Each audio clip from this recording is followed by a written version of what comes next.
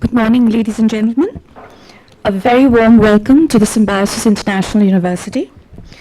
On the occasion of the regional consultations on development cooperation, this is the first round of consultations with regard to development cooperation in Western India. Symbiosis is indeed honored to partner with the NEA and the RIS for this important event. As we all know, multi-stakeholder partnerships are in fact the cornerstone for development at the international, regional, national, and local levels. Before I request Dr. Majumdar, our Honorable Chancellor, to deliver the welcome address, I would like to take a few minutes to introduce our guests on the dais. Mr. Kumar Tuhin, Joint Secretary, DPA. Mr. Kumar Tuhin currently serves as Joint Secretary in the Development Partnership Administration in India's Ministry of External Affairs. The position charges Mr. Tuhin with handling all capacity building programs such as the ITEC, SCAAP, and Colombo Plan. His division also handles disaster relief programs as well as grant projects in certain regions of the world, including Latin America, Southeast Asia. Mr. Tuhin's immediate previous assignments were as Deputy Consul General at the Consulate General of India in San Francisco and Counselor at the Embassy of India in Hanoi. He has also served at the Indian missions in Hong Kong, Beijing, and Geneva. Mr. Tuhin is a mechanical engineer by training and has served in Indian Railways before joining the Indian Foreign Service in 1991. Mr. Sanjay Kirloskar, Chairman and Managing Director of Kirloskar Brothers Limited. Mr. Kirloskar graduated with a Bachelor of Science degree in Mechanical Engineering from the Illinois Institute of Technology, Chicago in 1978. Mr. Kirloskar underwent practical training in a number of Kirloskar Group companies. Under his leadership, Kirloskar Brothers Limited has become one of the leading pump companies in the world, catering to various sectors like power, industry, irrigation, water, oil and gas, marine and defense, distribution, and others. Mr. Kirloskar has promoted conservation of energy in the Kirloskar Group to promote green industrialization since 1989. He's Deputy Chairman, Western Region of CII and Trustee of the Indian Resources Trust. He's an Executive Committee member of the Maratha Chamber of Commerce of Industries and Agriculture. He also serves on the boards of Kirloskar Ebara Pumps Limited, Kulkarni Power Tools Limited, Kirloskar Proprietary Limited, Prakar Investments Private Limited. I would also like to welcome Dr. Sachin Chaturvedi. Mr. Chaturvedi is the Director General, Research and Information Systems. He is Director General at the Research and Information System for Developing Countries, RIS, a New Delhi-based autonomous think tank. He was also a Global Justice Fellow at the Macmillan Center for International Affairs at Yale University. Mr. Chaturvedi works on issues related to development cooperation policies and South-South cooperation. He has also worked on trade and innovation linkages with special focus on WTO. Dr. Chaturvedi has served as a visiting professor at the Jawaharlal Nehru University and has also worked as consultant to the UN Food and Agriculture Organization, World Bank, UNESCAP, UNESCO, OECD, the Commonwealth Secretariat, IUCN, and to the Government of India's Department of Biotechnology and the Ministry of Environment and Forests, among other organizations. Dr. Chaturvedi has been a Developing Country Fellow at the University of Amsterdam, Visiting Fellow at the Institute of Advanced Studies, Shimla, and Visiting Scholar at the German Development Institute. His experience includes working at the University of Amsterdam on a project on international development cooperation and biotechnology for developing countries supported by the Dutch Ministry of External Affairs. I would like to now request our Honorable Chancellor, Dr. Majumdar, to welcome our guests.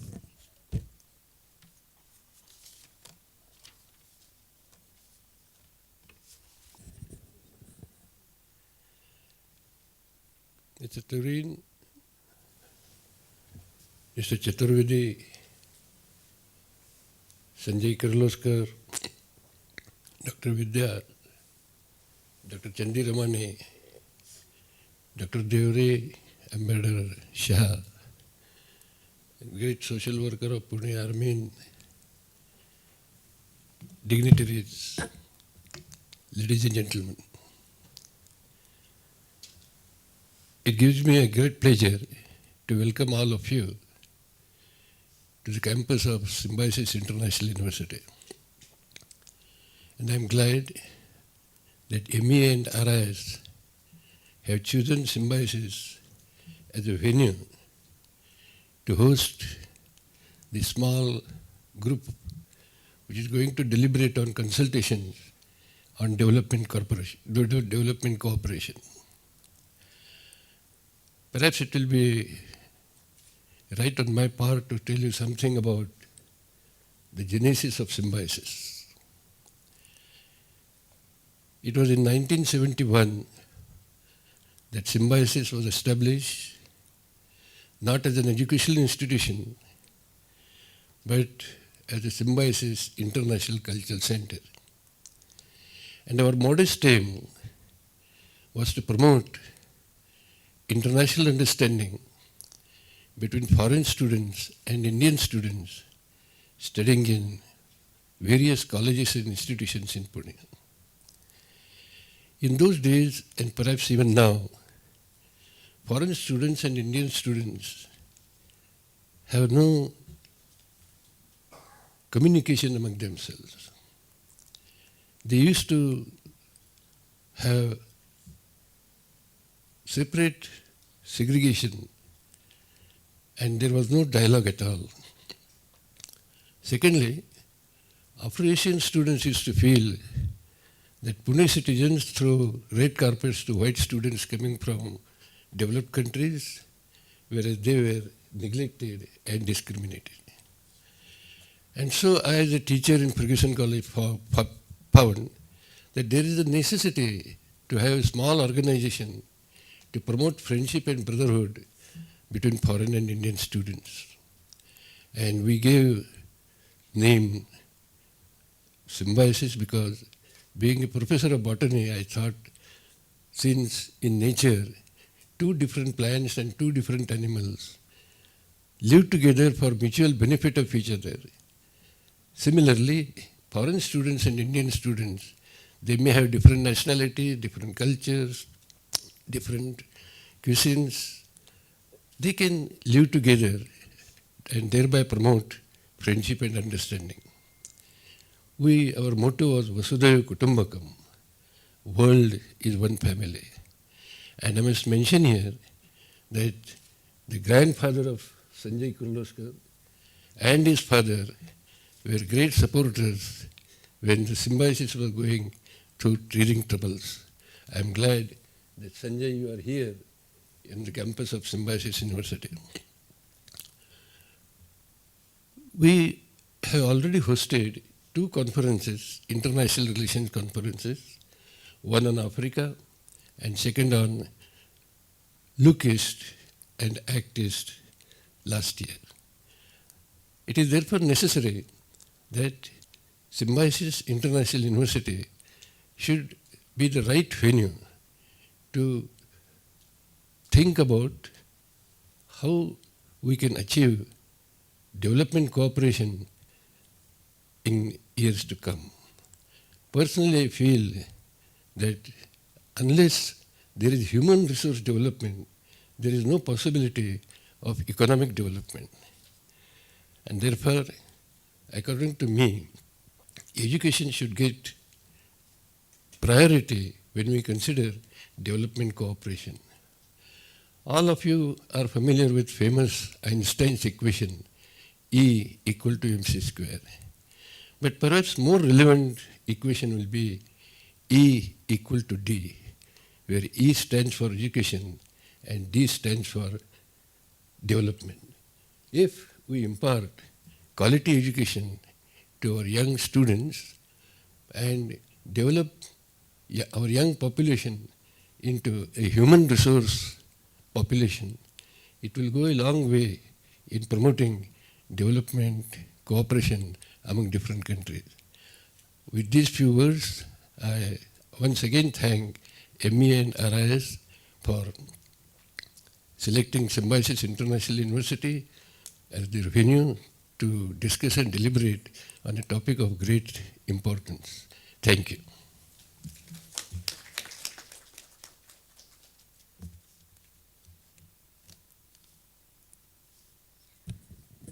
May I call upon Dr. Sachin Chaturvedi to deliver his welcome address.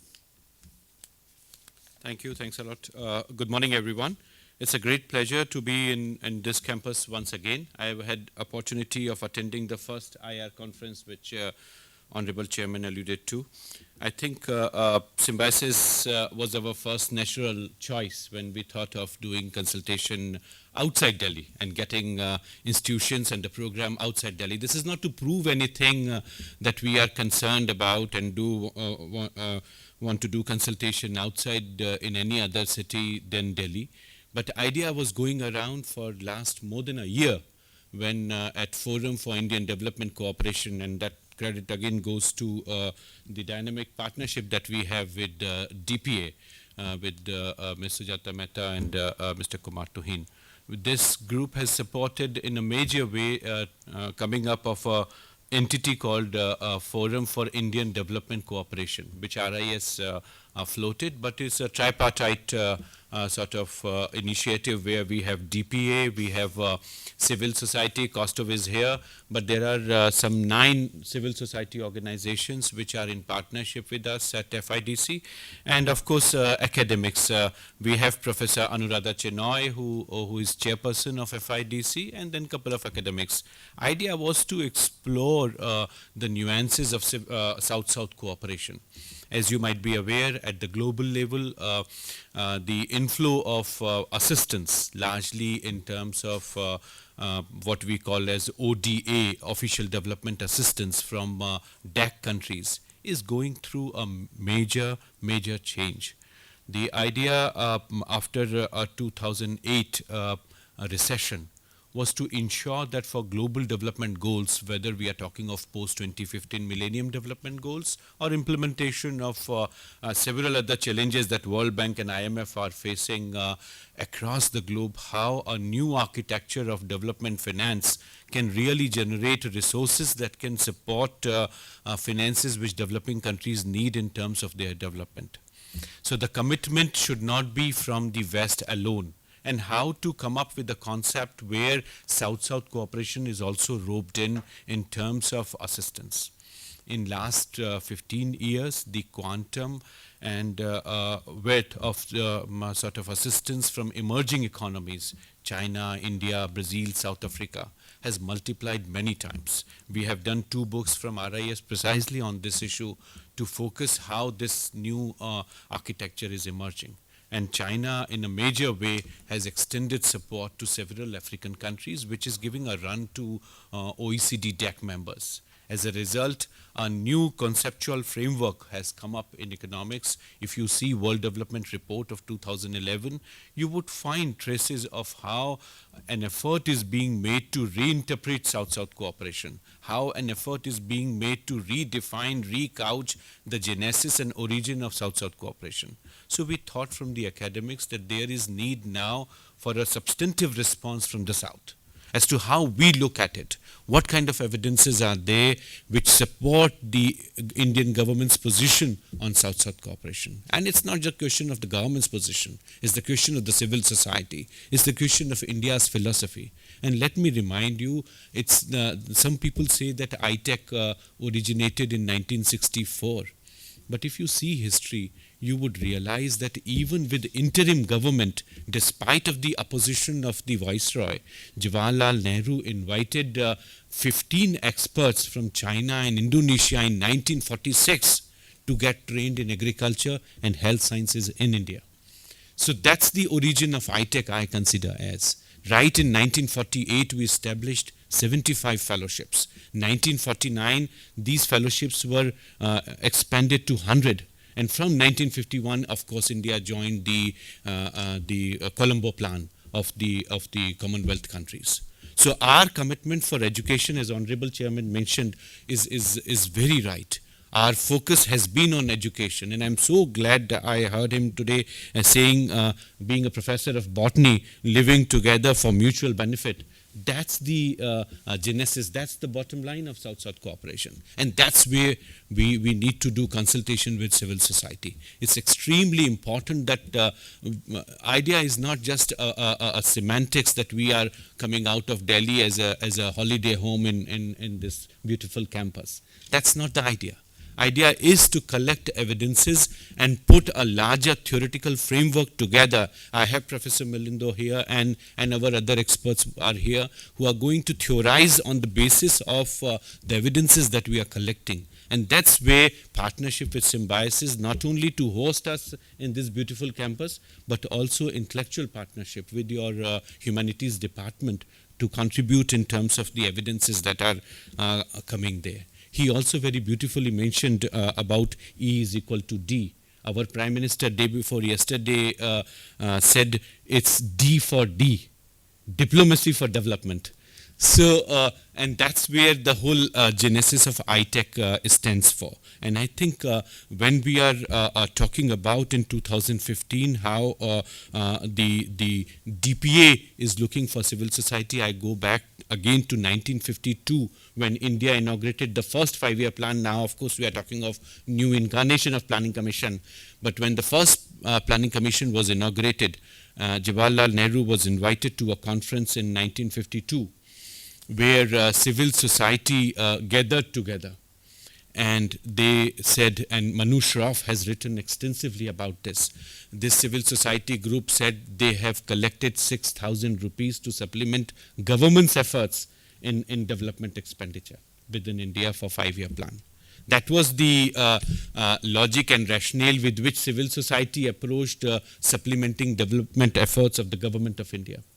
Today, we are worried. We have RAW and many other agencies working after we are hearing about the news that says civil society is being monitored and under several different frameworks. I think civil society has gone several miles ahead on this in terms of their dependence on government. But then we cannot really describe civil society in one brush. There are civil society organizations that stand out on the basis of their own work. And that's the role model that we are trying to capture. Our idea is to see what exactly they are doing outside India.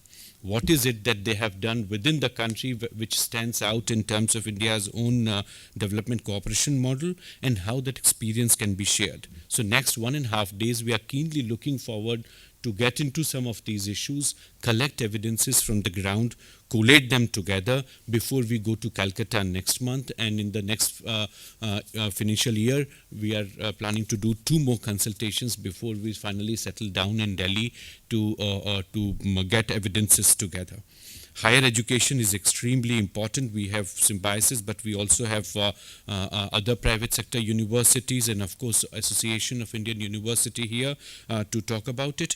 We have also circulated in your bags. You would find a policy brief which RIS has come up with, where we have tried to track down. Sometimes we are told that Western governments are more generous in supporting civil society. So in this policy brief, we have tried to get the evidences from different DAC governments, particularly Germany and Netherlands together, to show how civil society is also being monitored by Western governments. In what way they are made accountable for the money that their government give. So how that should be done is what this policy talk about. We are also trying to connect with our experience that we are seeing for Chinese companies in Africa. There is backlash, and this backlash is now multiplying from one country to another. There are 7 countries which have blacklisted Chinese companies. Zambia's president in the recent assembly in Paris was extremely explicit about the performance of Chinese companies. So how a component of corporate social responsibility of the firms which are operating outside India, apart from giving quality products, as you know, in pharmaceuticals we are facing some of the worst products in the health sector that are being exported. India has what we call as Export Inspection Council, But despite of that, several products do not go to it and are directly exported, and then India is earning bad name. So that's one area. But then the profits that we are earning out of specific countries' markets, can we do some sort of corporate social responsibility in those local markets is another important issue that we have in mind. And I'm so glad that Symbiosis could approach Mr. Kirloskar, and there's no other company that comes to my mind in the manufacturing sector which stands for its quality and commitment to its consumers. So I'm extremely glad that he is here today. Our idea, as I said, is to collect data about the experience of the civil society, initiate joint research with our partners here, and analyze the products, the kind of details that we are going to collect. So with these few words, I stop here. I welcome everyone on behalf of RIS. I'm extremely glad that Jyoti could put this show together. Thank you.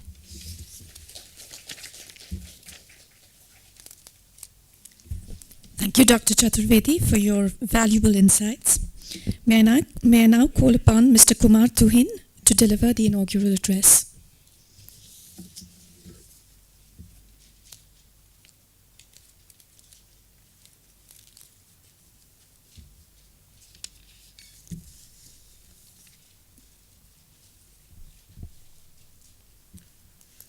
Dr. Majumdar, Mr. Sanjay Kirloskar, DGRIS Dr. Chaturvedi, Dr. Vidya, Dr. Jyoti, and distinguished guests here. Let me begin by conveying very warm greetings and felicitations to all of you on behalf of Ministry of External Affairs and DPA.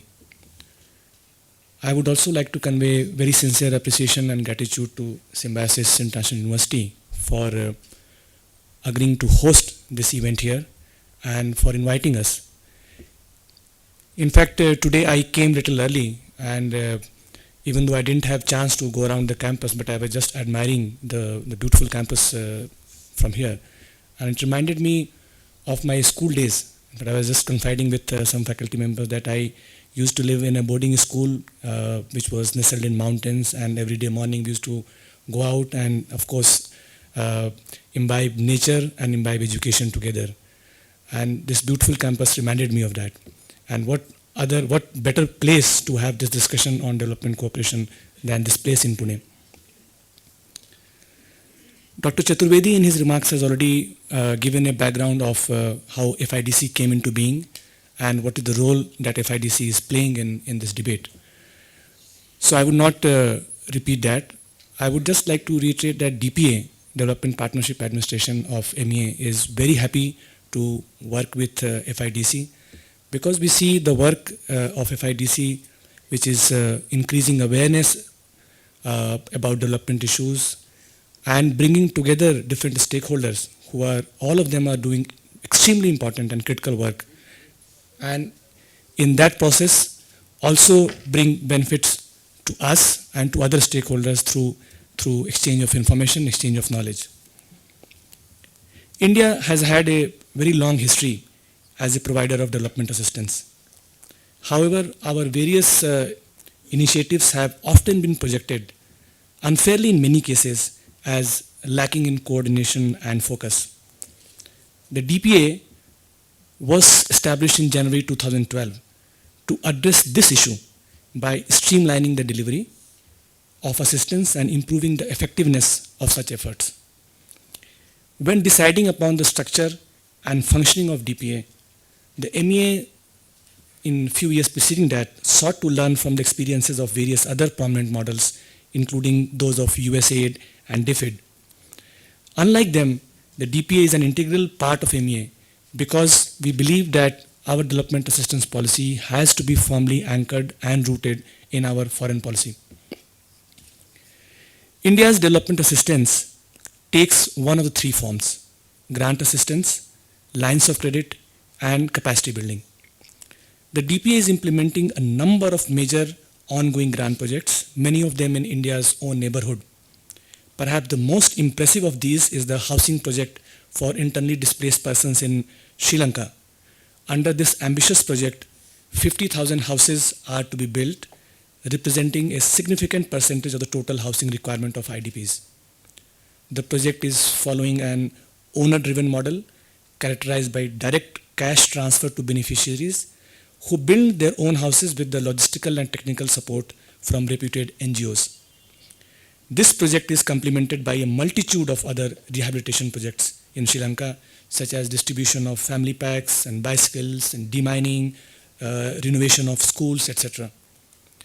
There are several other grant projects in other neighboring countries. In Afghanistan, for example, India is constructing the parliament building, the two power substations in Doshi and Charikar, and the Salma Dam near the Iranian border. Also, there is a massive weed donation program. In Nepal, we have made appreciable progress in various connectivity projects, which are both along the India-Nepal border and also across. In Myanmar, too, several connectivity projects are underway.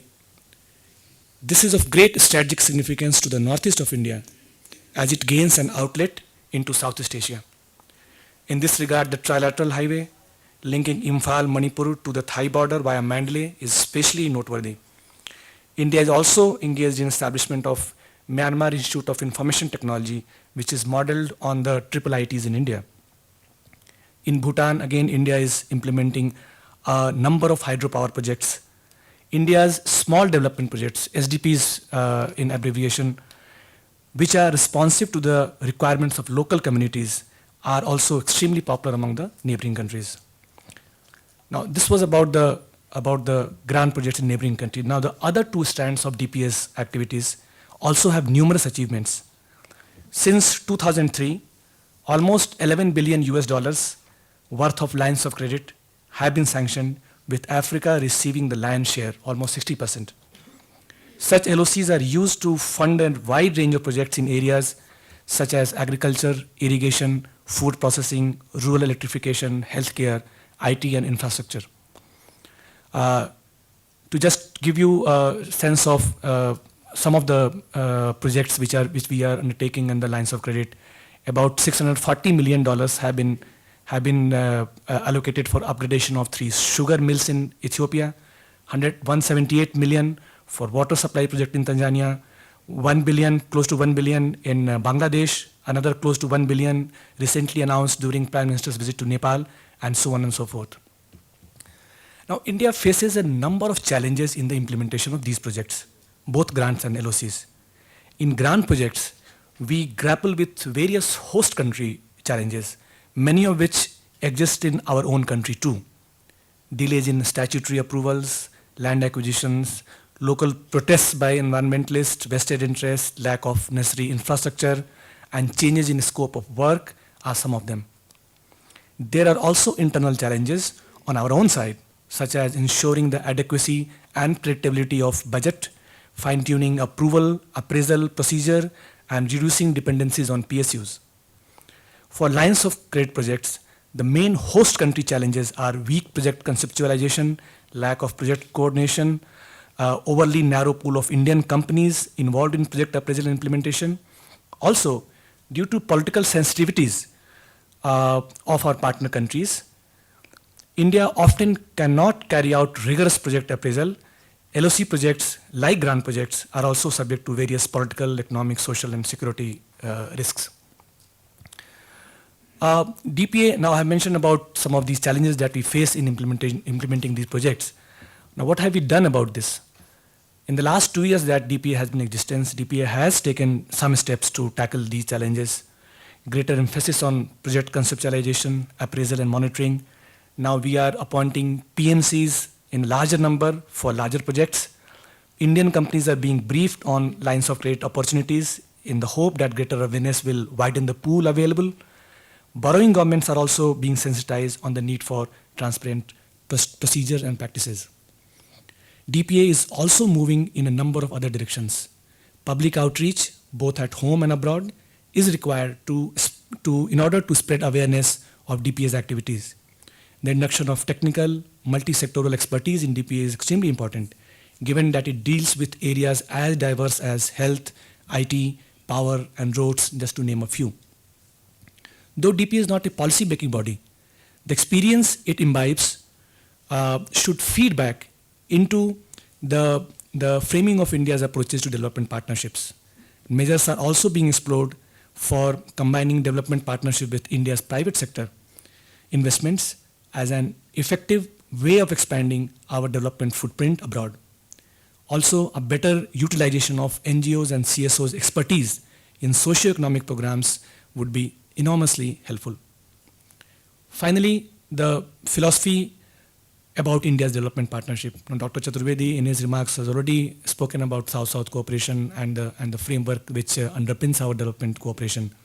A fundamental point to keep in mind here is that unlike Western traditional donors, India itself is a developing country. Therefore, while our development assistance has to be in line with our partners' priorities, it must also be closely linked to our own foreign policy and strategic interests, energy requirements, food security, and search for natural resources. India has often been described as emerging donor. We in fact dispute that, and as again DGRIS, I will come back to his remarks, he mentioned that we are neither emerging nor a donor. Not emerging because our development assistance goes back to even before our independence. Also, the framework which we use for development partnership, it does not constrain our partners in any of their policy measures that they wish to implement. And there are no conditionalities on governance, human rights, etc. The growing role played by India and other developing countries seems to be causing some anxieties in the West. Many Western countries are now experiencing donor fatigue, and they are wary of losing influence in a sphere they traditionally dominate. In many ways, the much touted Busan process is an attempt by the West to standardize the delivery of aid along the lines of norms and principles that have typified the Western aid. This year, 2015, is a very important year for the international development discourse. As you are all aware, we are now in the process of discussing the post-2015 development agenda. Also, the third intergovernmental negotiations on financing for development is going to start soon. So development is a big buzzword these days. Now, when we speak about development, depending on where we come from and how we are addressing, there are, of course, basic meaning is same, but there are different nuances and different connotations that come to our mind. Also, a critical question is of resources, how the resources are generated, how the resources are used. I feel, and we feel, that this is the right time to discuss with other stakeholders, other partners, academic institutions, NGOs, CSOs in India, so that we can understand this critical goal of development, how we are going to achieve it in a much better manner. And I believe that the event that we are organizing today and tomorrow at Symbiosis will be a very useful event in further clarifying our ideas, in generating data, in generating information, which will also feed back into our own work, in DPS work, and which we will be able to utilize in our development partnerships abroad. So with this hope, I would like to convey my greetings to everyone, and I wish this event all the success. Thank you very much.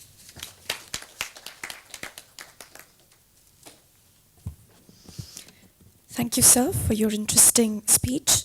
May I now call upon Mr. Sanjay Kirloskar to deliver the keynote address.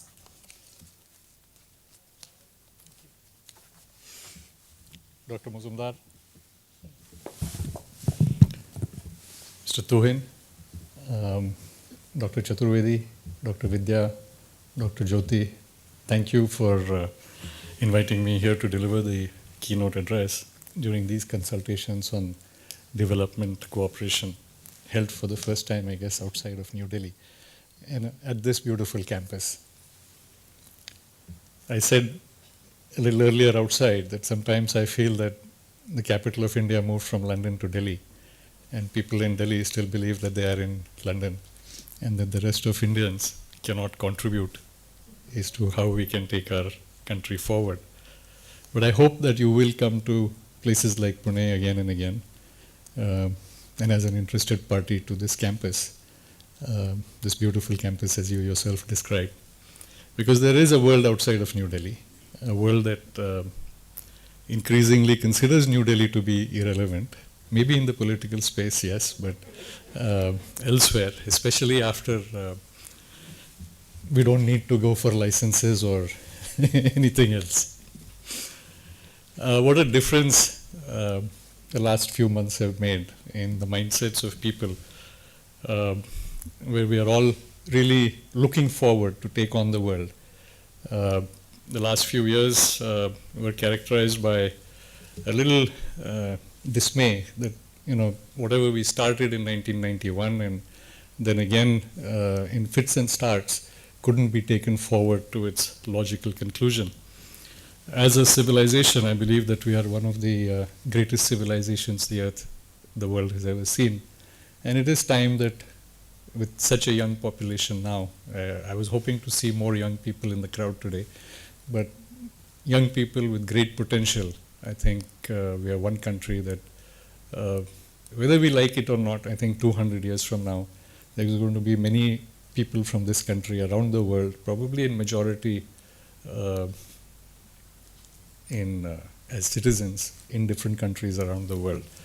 So it's time now to see how to maximize our potential. I think we are recognized as a country that's coming out of a slumber, I would say, not for 10 years, but definitely for the last 5. A country with potential that it's keen to exploit. And I think the recent visit by President Barack Obama and the things that we heard were being discussed and possibly the other things that we don't know about, but it's a recognition of our potential as a country. The fact that he came second time, is the first time that a US president has come. And therefore I think it's time that we really maximize our potential. And my own take on this window of opportunity is to maximize our reach and strengthen manufacturing as the key arm for sustained economic growth. And addressing all the aspects that are key to manufacturing is essential. I mean, we're talking about development cooperation, but I believe that manufacturing organizations can play a huge role in this.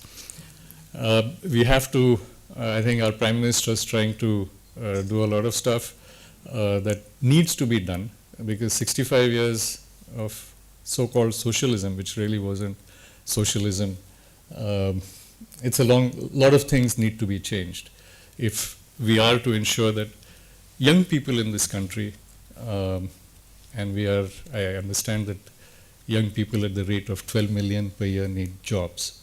If these jobs are to be created, then manufacturing definitely has to be strengthened. All the bottlenecks need to be removed, and manufacturing companies need to be encouraged. On the other side, I'm worried about the lack of R&D. I understand that the amount of money that India has spent on R&D in the last 67 years is equal to what Sweden spends in a single year. The number of patents that Indians file is about 2% at a global level. China, on the other hand, is filing 72%. And there is a big question mark. I mean, when I first saw these numbers, I was wondering what was really the matter, because I would have expected the US and Europe to go ahead. And from what I understand from US companies, they don't file for patents until the last moment when they feel that someone else is coming close to them. Because they would like to keep that technology or that knowledge within their own organizations before they make it open through a patenting process. But we need to be worried, because we are really at 2% with 16% of the population. And of that 2%, 78% of the patents are filed by non-resident Indians. This doesn't help us in any way. And I think it's a great cause of concern for a country that produces 1.2 million engineers per year, 45,000 medical graduates, along with a large number of science graduates from many universities. And lack of resources, as well as lack of awareness for protection of intellectual property, is really something that is keeping us down the ladder. I don't know how many in this audience, since there are not too many young people, remember the movie 3 Idiots, but the character of Amir Khan was actually sought after because of the number of patents he had to his credit. So Bollywood is looking at these things as well. Once we have looked at our R&D, the other thing that we really need to work on is how to strengthen our brand. And that is the brand India. It's not it's not brand Kirloskar or brand Tata, it is brand India, because as a country we need to be recognized for the good things that we do. If you look at Germany or if you look at Japan, it's really the diligent research that they have done. When they come out with new products, you almost inherently trust them. And I would say that the model that one needs to look at currently is Korea. Not so much China. China is huge in manufacturing, but Korea, the way the Koreans have gone, and they started as late as the year 2000, where they decided that they would create a Korean brand. And they worked very diligently at it. And here I would say that government worked closely with industry and the public to make this a reality. And they communicated the benefits of a strong country brand, and they also believed in it. And very often I feel that somehow, and running a private sector organization, the government has an allergy to private sector organizations. I mean, when you look at what happens between Indian public sector and Indian private sector, we always feel that, you know, public sector until recently had a 15% price preference. For what? I asked one of our senior bureaucrats this question, and he said, you know, they do a lot of other things like go to backward areas and set up plants, and they're involved in society around that. So my question was, so what? I do the same. All my factories are in rural areas.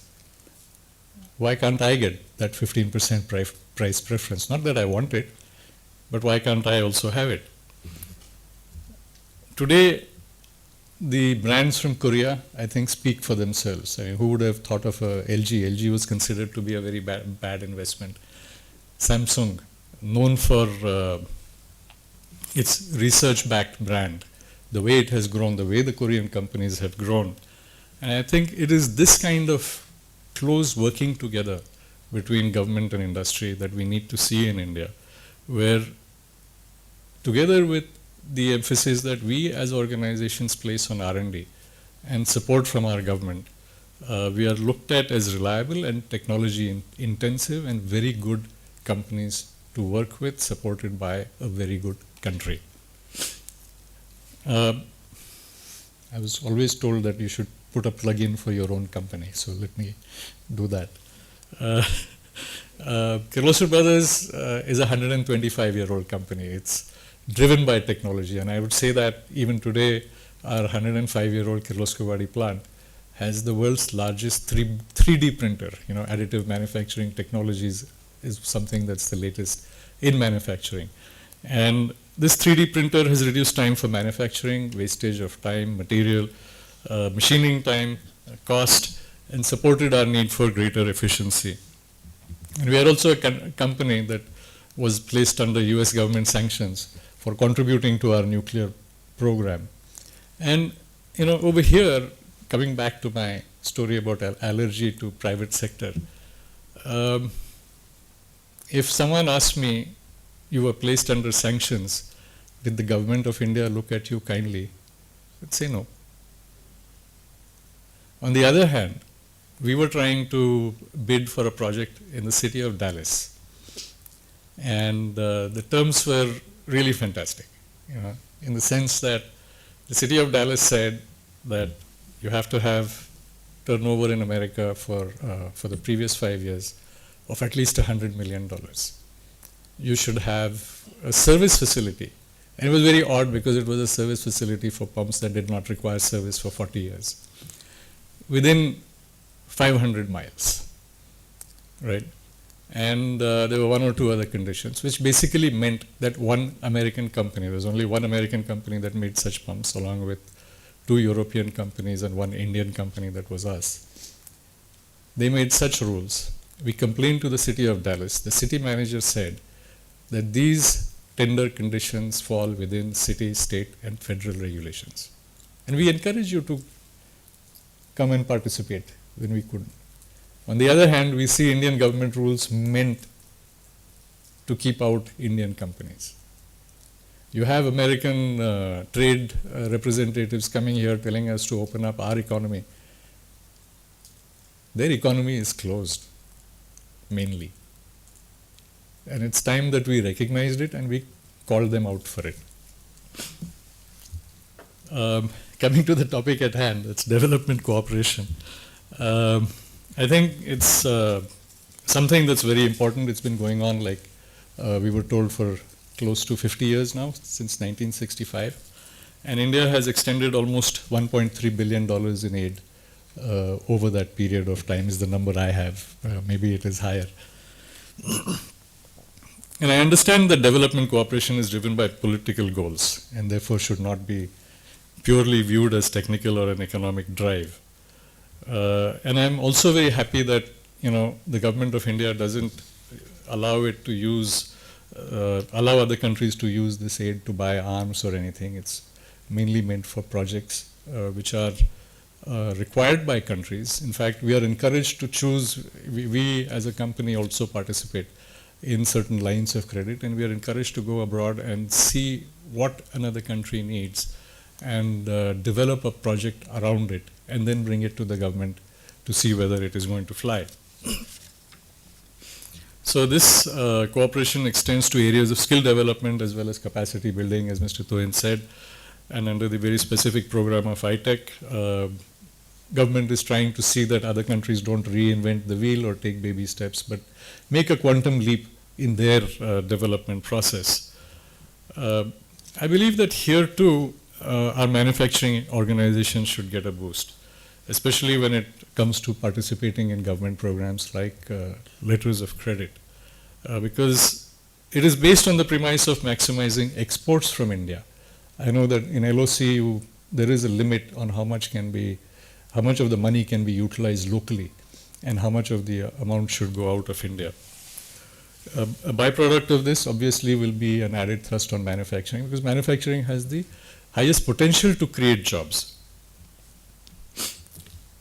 Unfortunately, as someone who participates in some of these programs, we see that it is under threat from fly-by-night operators.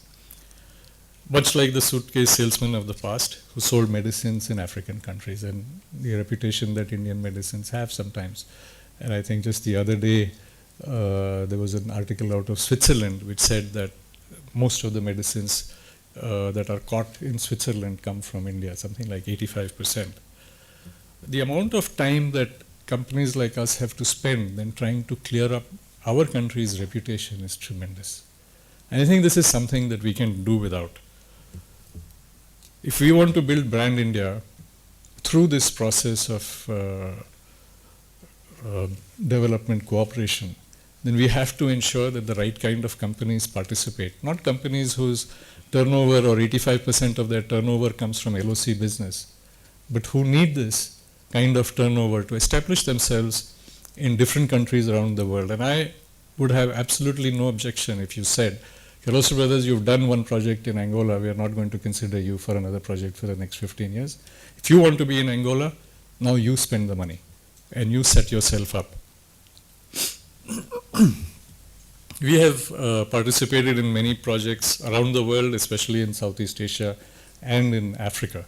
In fact, our program in Africa started with Egypt many years ago in the early 60s.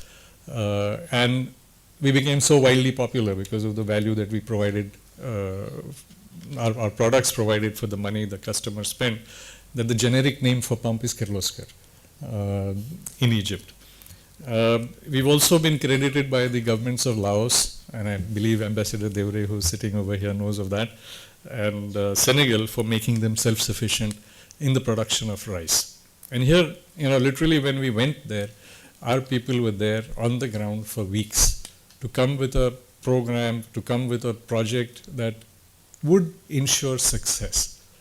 In both cases, it was not our money that we were being given, or we were putting in.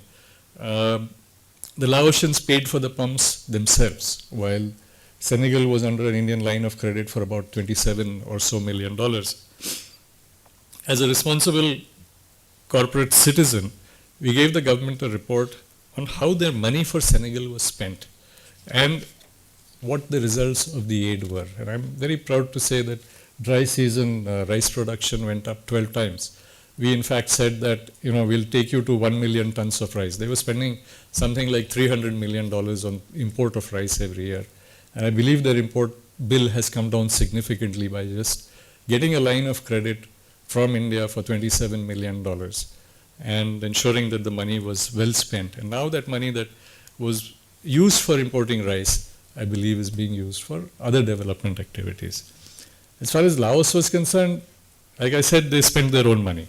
They were an importer of rice, today they're an exporter of rice, and they export it all over the ASEAN. The agriculture minister over there told me a very interesting story, that when he said that when they bought the pumps, the local representative of the FAO called up and expressed his displeasure. So he said, I am importing food every year. I believe that this import of pumps is going to help us increase our rice production. What is the issue? So they said, the reply was, we're not unhappy that you've spent the money to buy pumps, but why did you have to buy them in India? Why couldn't you have bought them from OECD countries? So we have to understand that there are multilateral agencies, but there are people in there who are driving certain other agendas in the process. Like I said, let's see how to, and coming back to Laos, and LOC, at that time, the government of India had money for about $2 million for Laos. And Laos wanted to have a foundry. They came to us because we also have a foundry, we have many foundries. And they said, why don't you help us put up this foundry? So we said, you don't have a market, please use this money for something else. Well, there was another party interested in putting up a foundry. That foundry, I believe, is not working anymore. Few years later, the Indian ambassador over there, because we used to visit there quite often, he told one of our people first, and he told me, why don't you come and do something about this foundry? And my question was, we've helped build brand India in Laos. If someone else has done it and used government money, why don't you just call up the chairman of that company and fire him? Money that is given by Government of India for development should go to the right place. They should go for appropriate uses. It shouldn't be that, you see some money available in a country and you do a project which is totally irrelevant because there's some local person who is very keenly interested in doing something that really is not required. The call for Make in India by our Prime Minister, I think, will provide us with much needed FDI, foreign direct investment, as well as competition for companies like us, and I think it will be very interesting. But I would say let's go a step further and call for a Create in India. And I say Create in India because there are many companies in India that make products for the developing world as well as for advanced countries around the world. And the fact that there are so many R&D institutions which are set up by the Fortune 500 companies with bright young people in them creating new intellectual property. And I believe that this intellectual property that is created by Indians should help Indian companies take on the world. This is the same as the work that was done in Korea by the Korean companies. And I would love to see those 10 or 100 Indian brands that come up in the next 10 years that are best in their class in the world, comparable to any. And these are the kind of brands that we should be proud of, or we will be proud of, brands that signify our national strength and our capability. And I hope that this development cooperation program, this way that Indian companies and Government of India can work together will help in creating, or will partly help in creating such a brand India. India is, industry is an active participant in various spheres of growth in our country. It is my hope that Indian industry will be able to play on a level playing field and the many global trade agreements that we sign, because there are question marks in the minds of Indian industry, the many global trades that we sign as a nation will work in our favor, because the idea of having an FTA, a proper FTA for our country, is to see how our companies can benefit. It is not to open up our markets, or we can open up our market, but we should also see, by closely working together with industry, what it brings for us.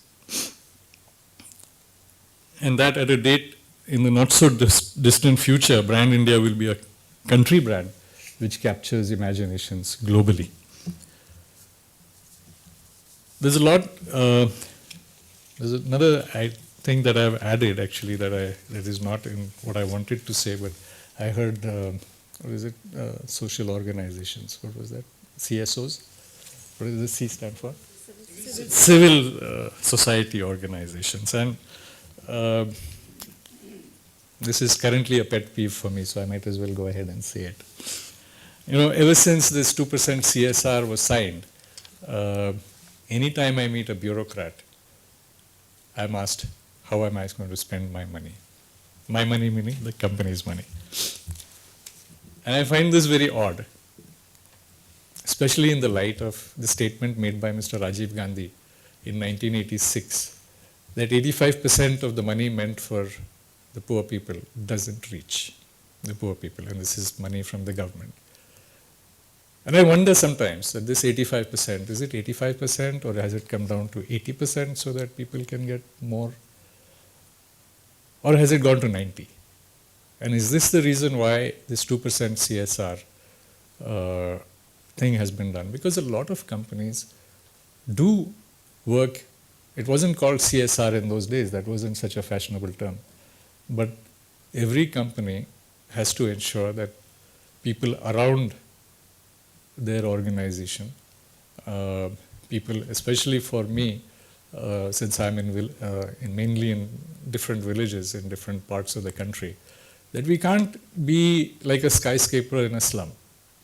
We have to ensure that people around us appreciate what we do, that we contribute to their development, we contribute to their growth, because only when we're able to get good people from around us are we going to progress. And therefore, most companies have been working on this. So, you know, this whole thing about CSR, which currently I feel is being sometimes used as a stick to beat corporates with, most companies already have their programs. I get a letter or 2 or 3 every week saying, give me some money for this or give me some money for that. I've already gone beyond 4% for the year based on the profits that I thought I would have. And I think I will get a pass for the next 4 years, because I think it's an average for 3 years or 4 years. But let's keep that in mind when we look at what is expected from companies. Let us also expect a little more from our government. All of us pay taxes. Those taxes have to be utilized properly, and they have to reach the people concerned. Thank you.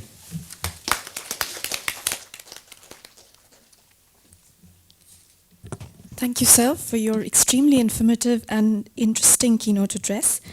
May I now call upon Dr. Vidya Yerodekar, Principal Director, Symbiosis International University, to deliver the vote of thanks.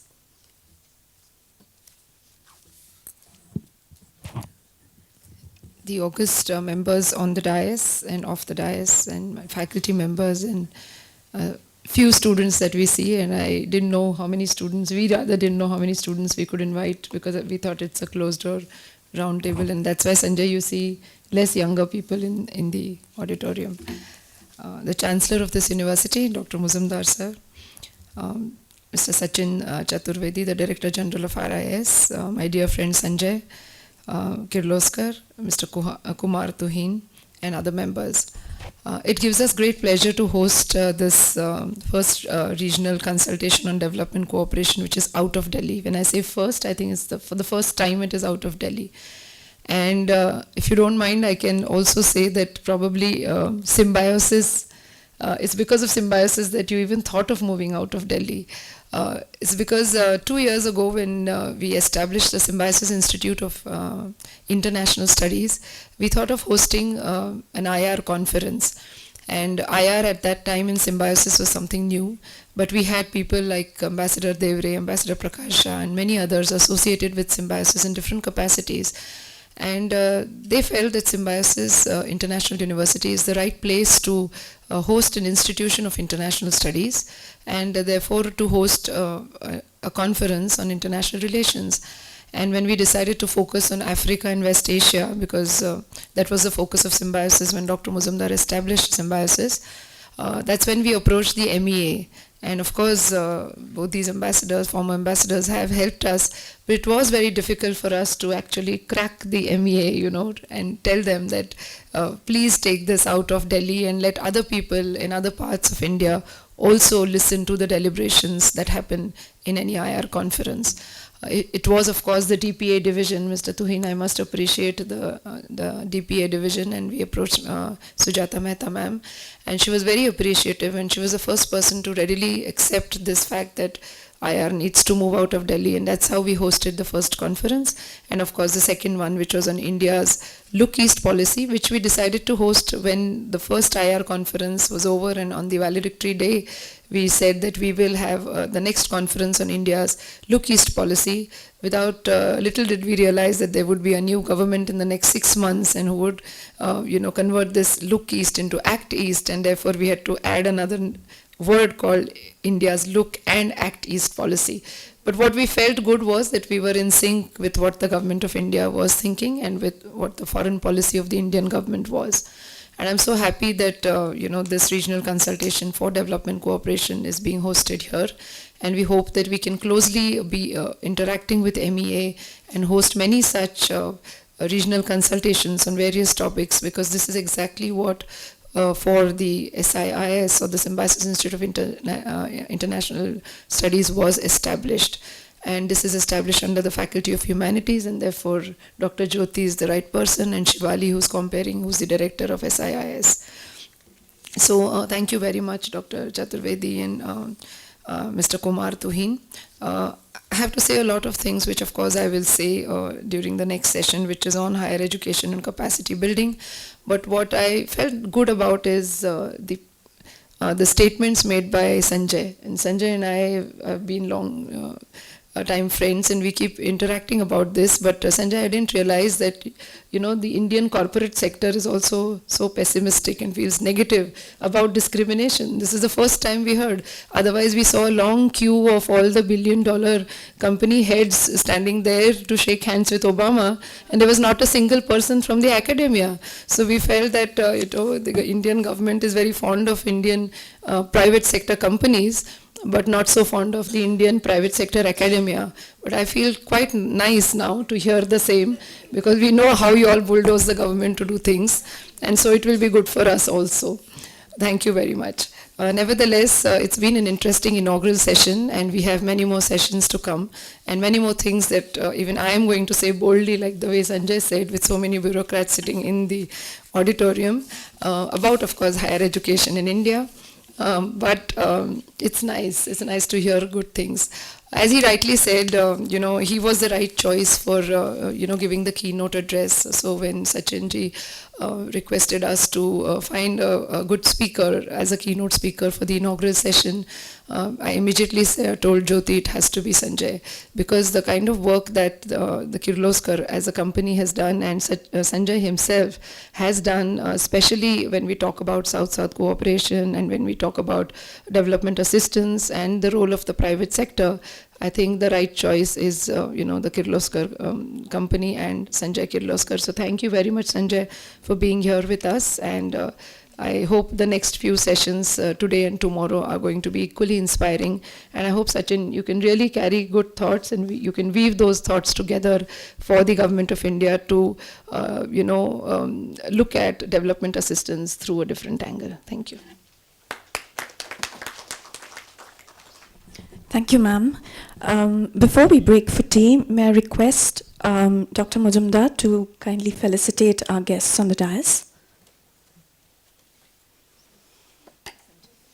Mr. Sanjay Kirloskar.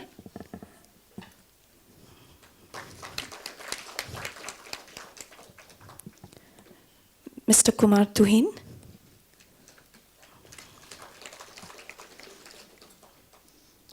Mr. Sachin Chaturvedi.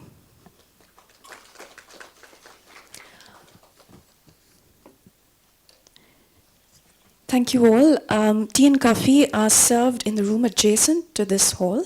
We come back at 11:30 for the next session. Thank you.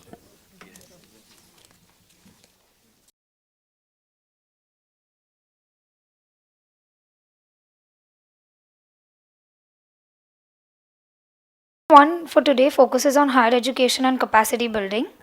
The chairperson for the track is Mr. Kumar Tuhin. May I request Dr. Veena Bhalla, Joint Secretary AIU, Mr. Aman Mittal, Director, International Relations, Lovely Professional University, Professor Vijay Gupta, Vice Chancellor, Sharda University, and Dr. Vidya Aravdekar Ma'am, Principal Director, Symbiosis, to kindly come over the stage.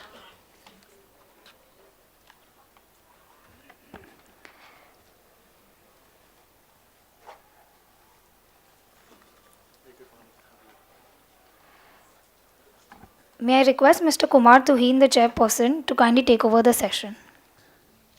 Good morning once again. Today, our session is focused on higher education and capacity building. As in the morning session, we found out that capacity building is a very critical and very important component of development work that Government of India is doing. Now, before we request the distinguished speakers to say and to offer their insights into this topic, from my side, I would just like to mention that capacity building, of which ITEC, SCAP, and Colombo Plan, these three schemes are very important components. These have all along been the most important vehicle of delivery for capacity building for Government of India. Last year itself, we offered close to 10,000 scholarship slots in ITEC alone. Now, when we compare the budget of ITEC, of course, it is very small compared to some other budget heads, such as in what we spend for Bhutan or for Afghanistan. But the value that we have derived from these scholarship slots has often been very, very high. Whenever I have been to valedictory sessions and I have interacted with the participants, the experience that they get in India, the knowledge that they acquire, networking that happens here, and through this, the goodwill that we obtain for our country is enormous. Now, ITEC, of course, primarily is short-term courses, but apart from ITEC, there are a large number of scholarships that from government side are given through ICCR, through cultural exchange program, through other scholarship schemes. Ministry of Science and Technology also provides scholarships. Through these various schemes, Government of India itself is doing quite a bit, but this is only one component. Equally, and probably even larger number of students who are coming to India on their own, who are coming to other reputed universities like Symbiosis, MET, many other universities in North India, and they are attending engineering colleges, they are attending management courses here, and all going back and carrying not only the knowledge that acquire here, but also the bonds of friendship that they create. But is this process, what are some of the main themes, or what are some of the main elements of capacity building that happens here? What are the challenges? Has there been some trends here? What I can see from my side, that there probably has been some change in the composition of people that were coming. Maybe there is a greater number of people who are coming from a particular region. Is it that people have shifted away from India to other countries? So there are all these queries that also comes, including the quality issues, including how different institutions or organizations are handling this. So I would just like to say this in the beginning and pose this to our distinguished panel. We have here with us Dr. Veena Bhalla, Joint Secretary in Association of Indian University. Dr. Vidya Aravdekar, Principal Director, Symbiosis. Mr. Aman Mittal, Director, International Relations of Lovely Professional University. I'm Professor Vijay Gupta, Vice Chancellor, Sharda University. So since we have about 1 hour, 10 minutes or so available with us, I would request distinguished panelists to speak for about 10 to 12 minutes or so, so that then we have some time in the end for discussions. So may I request Dr. Veena Bhalla to begin? Dignitaries on the dais and distinguished participants. We started working on internationalization of higher education at AIU in 1995 when Professor Pawar was the Secretary General AIU, and he was there for 10 years. He started this cell on internationalization of higher education, and right from that time we are collecting the data. Today I'll tell you how do we collect and what. This is international students. International students are identified differently by different organizations. Like UNESCO defines them as students who cross borders for tertiary education of at least 1 academic year duration to undertake degree and diploma programs. And International Institute of Education, USA, additionally includes students coming for short-term certificate courses and for study abroad programs. The Foreign Registration Office includes as international students all persons coming on student visa. So this is the confusion how to calculate the number of foreign students in India. In view of the differing criteria, there has been general confusion in India regarding the number of international students studying in the country. For example, in the case of Pune city, for 2012, it's by mistake, it's 13, the AIU gives the figure at 4,298, while the Foreigners Registration Office places it at 10,116. The Association of Indian Universities, in accordance with the definition given by UNESCO, lists as international students in its database only students who are registered in the universities and colleges for post-higher secondary programs of at least 1 academic year duration. And we at Association of Indian Universities has been collecting information on international students in India since 1994, and the data has been periodically analyzed. In view of the facts that it is difficult to get absolute numbers because of shortage of returns, it is possible only to ascertain trends. A survey was conducted recently by the Association of Indian Universities for the academic year 2012 and 13. It covers, besides data on source countries of international students, information on the gender of the student, the level of education for which the international student is registered, and her broad discipline of study. For 2012-13, the number as recorded at the end of February 2014 is 20,176 in 121 institutions, and the number could possibly go up to about 25,000 when returns are filed by all important universities. Much better growth had been anticipated, but this has not taken place. Source countries, data for 9 universities located along the Western Peninsular Belt reveals that approximately 81% of international students come for undergraduate education, undergraduate education, but about 17% of the postgraduate studies and 2% for research.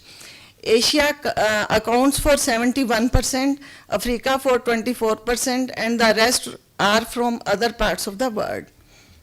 Gender ratio and discipline. About 40% of international students are female, which in itself is encouraging.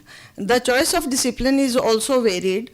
About 30% of the students are in the liberal arts, social sciences, science and commerce.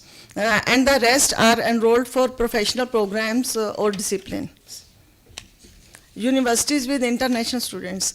10 universities have more than 700 students. Of these, 4 are private. In 2012-13, Manipal University had the largest number, that was 2,742. There has been a fall in number of international students in the case of some leading public universities. The interest of public universities in international student mobility seems to be waning.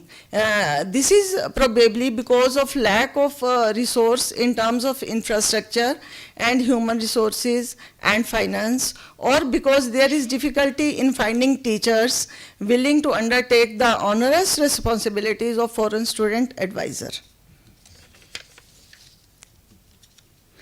Self-financing private institutions have more students. They are seeking to internationalize operations, possibly because of international students are a source of revenue and add to prestige. They are positioning themselves in the market through advertisements, developing and brand and other means.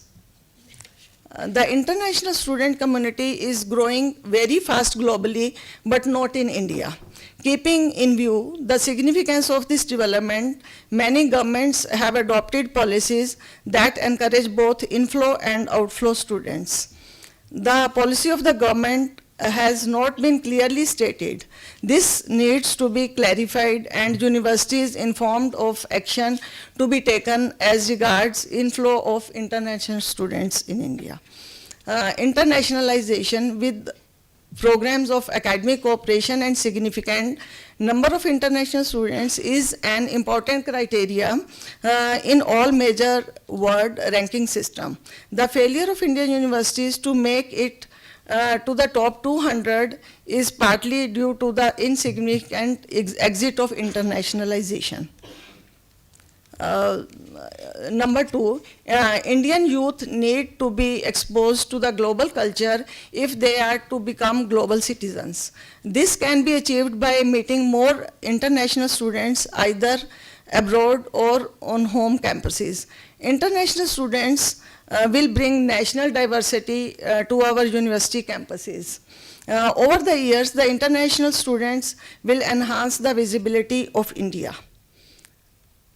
Number 3, opening the education system for global research using more international students could lead to greater international collaborations, better publication records, and greater visibility among the peers who rank the universities. More international students in India would bring in additional revenue to the country through tuition fees and living expenses. Now the government should adopt a clear definition for international students, study the various reports of UGC and AIU on the promotion of internationalization and decide on their implementation. State in clear terms its policy and inform universities accordingly. Make special provisions for internationalization and identify universities for allotment. Promote their pathways for internationalization, like academic partnerships for teaching and learning. Promote international collaboration in research and encourage inter-institutional research. And as you all know, India has the world's third largest education system with more than 750 universities, over 39,000 colleges, and more than 23 million students. And when the seats are reserved, 15% seats are reserved for international students, why the number is very less. So if India is to keep pace with the rest of the world, internationalization of education, especially international student mobility into India, academic partnership and research collaborations has to be encouraged and promoted. All stakeholders must take positive action in this regard. Thank you.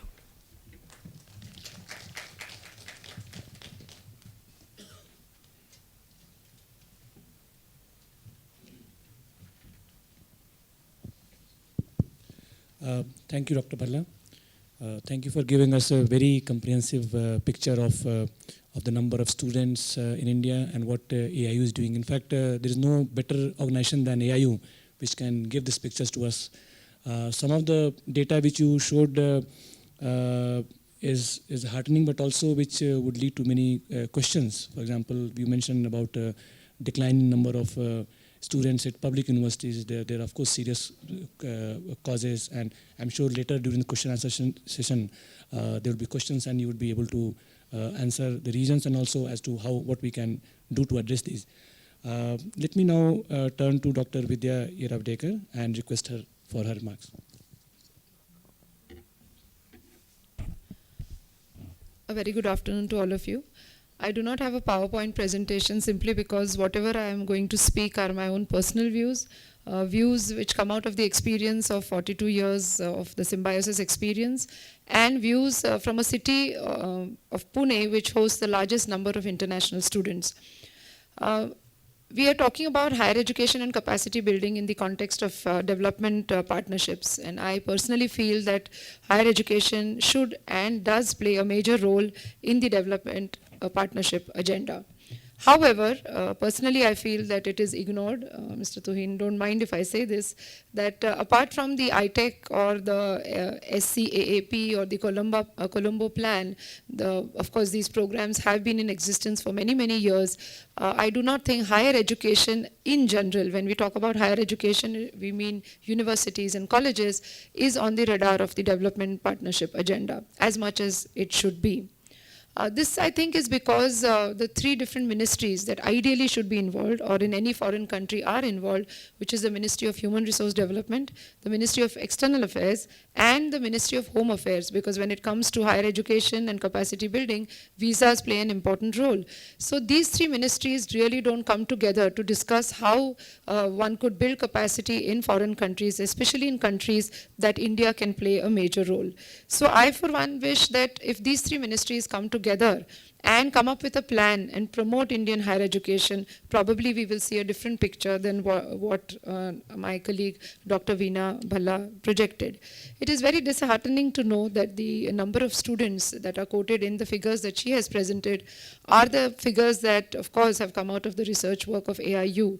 But if you really do a sample size of Pune city as such and go now at this point of time to the FRO office, you will see that even these figures will be different from what the FRO talks about. So there is no consistency in the data that is projected about international students. So if you're not even knowing what are the number of international students that come, how do we promote Indian higher education? While I was a member of the University Grants Commission for 2 terms, which is 6 years, we never even spoke about ITEC or Colombo plan or, for that matter, the SCAAP program. So, we are working in silos, whereas the MEA is trying to promote it, all these programs through, the DPA, which of course was recently formed, but the program is as old as 1964. You have the UGC and the MHRD, not even probably discussing or talking about these programs.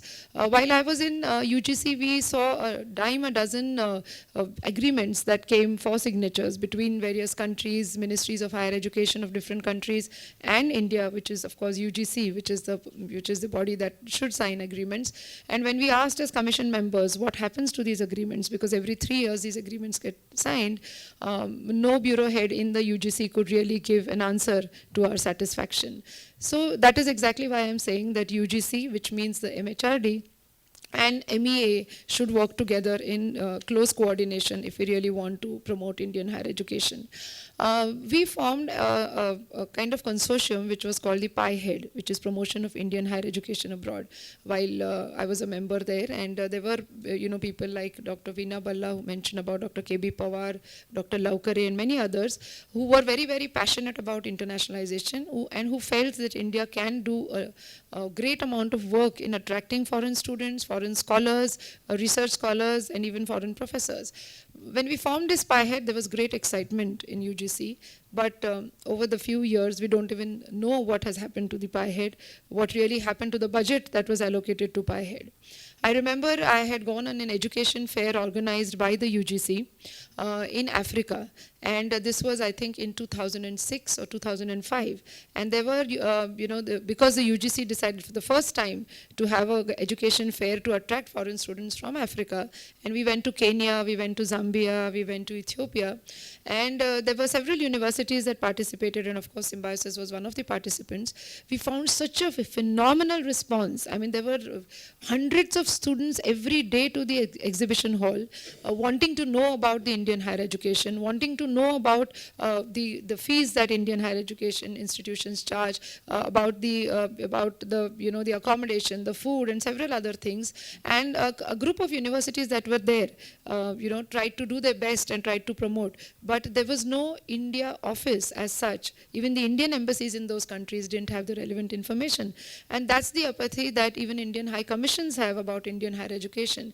You have I'm so sorry, but I'm saying so many things out of my personal experience, as I said, so you may have an education counselor or an education attaché in the Indian embassy in Washington.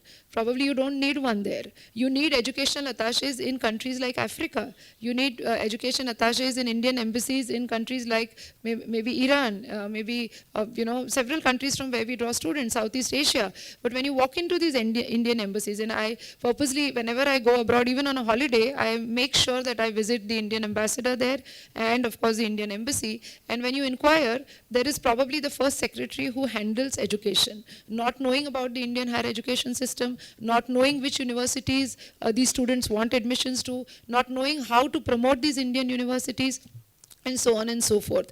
Many a times the first secretaries obviously come from Delhi, and therefore there is promotion of Delhi University, which anyways foreign students know about, the JNU, but there are several other institutions in India that could be, good grounds for hosting these foreign students. Another thing that has come out of experience is that when it comes, and I was so happy, as I say, I'm reiterating again, that if the Indian corporate sector feels so, imagine what the Indian higher education sector would feel. But there is a huge discrimination between public and private universities. So when it comes to promotion of Indian higher education, it is the public universities that get promoted and not the private universities, if it is the agenda of the government to promote Indian higher education. I think there should be a level playing field, because when the student comes here, the student not just comes here for quality education, and of course that is the first thing that he comes for.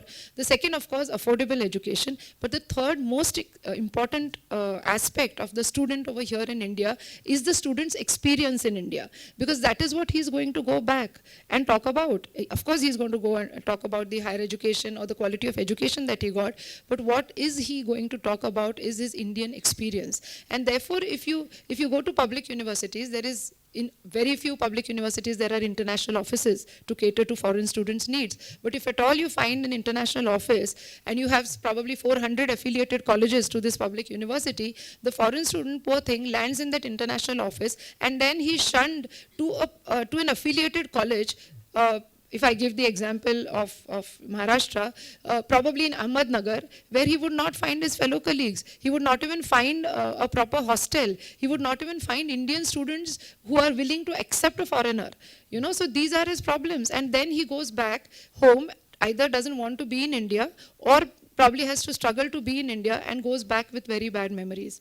And I think this is exactly what for Dr. Muzumdar established Symbiosis, to give an experience of home away from home for these foreign students. I remember as a child, when I'm lucky to have been born in a family. My father is sitting here, and I've never said this, but I would like to say this. I'm lucky to have been born in a family where my parents catered to the needs of foreign students way back in 1971, when Indian government, nor did the UGC, nor did least of MHRD spoke about promotion of Indian higher education.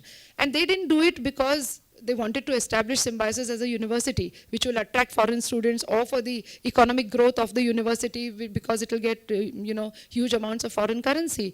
But they probably established Symbiosis because they wanted to give this foreign student a home away from home. And I think if each one of us thinks this way, probably these people who come here will be unofficial ambassadors of goodwill. You have, when students pass out of our university and many universities in India, And we've seen the history of the Indian higher education system, where universities like Nalanda and Takshashila actually attracted foreign students and scholars. What happened in the next few decades? Why did the focus of Indian higher education, go out of the radar of the foreign policy, or probably out of the radar of development assistance? There are various Asian countries now that are coming as emerging markets, as education hubs. Trying, like Singapore, such a small country in Asia, which is trying to promote itself as a higher education hub.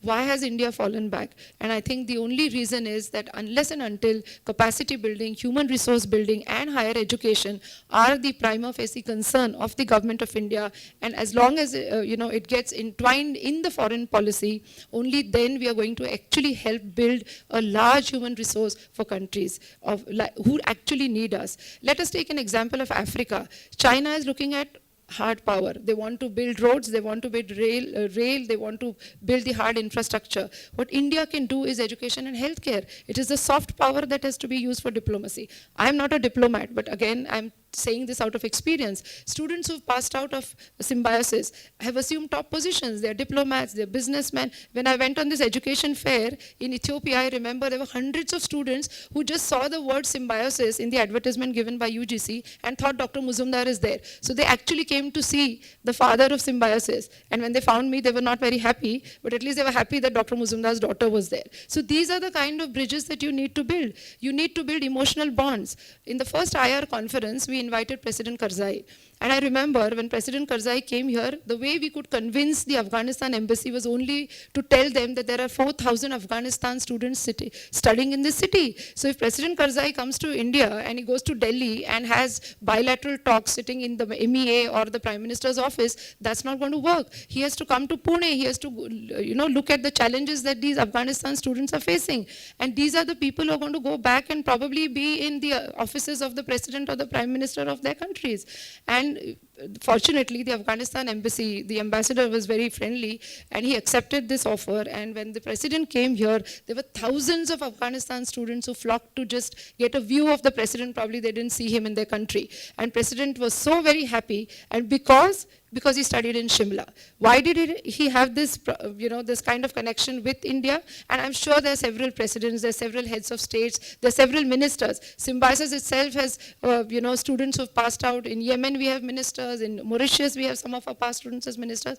So I'm trying to focus on the non-education aspect or the experience that India can give to foreign students. And when we talk about South-South cooperation, these are the developing countries that cannot afford education in UK or Europe or Australia or US for that matter. And they're really looking at India as their elder brother. They're really looking at India as a fertile ground where their children can be educated. They're looking at India so that it's not just the education, but probably an Indian experience that the students can get, and the values. And Southeast Asian students come here just because Buddha is known in our land. And for them, obviously, we don't need to talk about what Buddha is to them. So they want to come here to experience this experience of Buddhism. I mean, we have a Baba Saheb Ambedkar Memorial and Museum, which has, of course, the Lord Buddha statue. And, we have a tree. So these foreign students from Southeast Asia simply come there just to get an experience. They may not be studying in Symbiosis. So Symbiosis has been a home away from home, not just for students of Symbiosis, but for the rest of the students, foreign students in India. And I think every university needs to think that these are students who will go back to their home countries and become unofficial ambassadors. And I think if this is in the minds of each one of us in the higher education sector, I think we can do more good, to whatever the foreign policy is about, of the government of India. We have seen countries, as I said, like Singapore, like China. China wants to attract 3 lakh foreign students by 2020. Is there a government of India policy like this?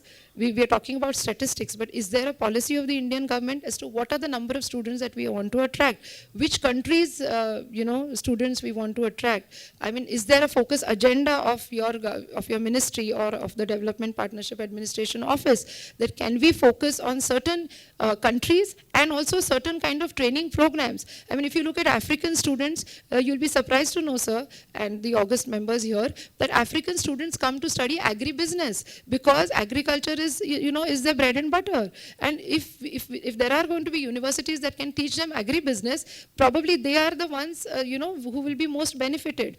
And therefore, Indian High Commissions through the MEA need to know of the various universities in India and which are the focus areas that students can actually come for. If you look at students from Afghanistan or many students from Middle East, they come just to do BCom courses because for them even a BCom degree in India is valuable in their country. A degree in accountancy is valuable in their country. A degree in computer science, basics of computer science. I mean, we don't even want to talk about big things in technology. Even basics of computer science is beneficial in their countries. So we need to identify universities. We need to, whether they're private or public, you really need to identify universities. You need to identify focus areas and of course focus countries from where students can come.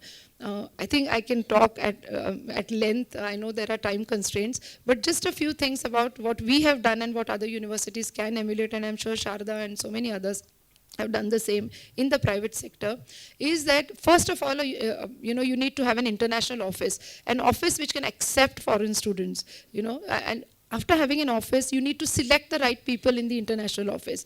Every professor cannot be a professor of international relations or international students relations. You really need to have the right kind of people. Maybe a few ladies who can, feel, give that motherly or a sisterly kind of feeling to the foreign students who come here.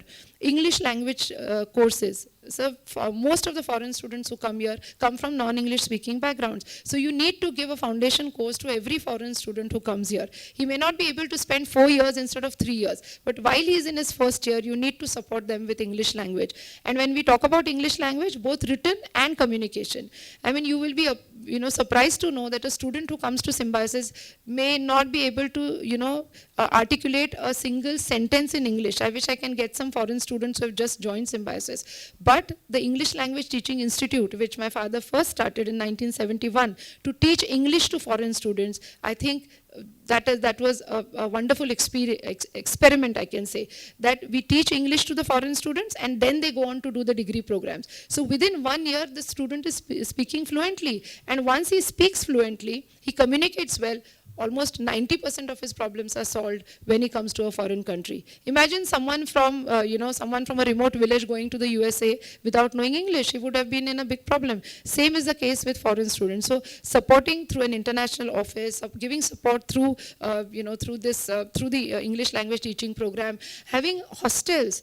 Sir, it's not just about education. It's even about the living experience for the student. Having international students hostels, not separate. You should have Indian and foreign students living together. Only then they're going to get that cultural sensitization of the Indian culture if they live with foreign students. But hostels conducive enough for and livable enough for foreign students to live.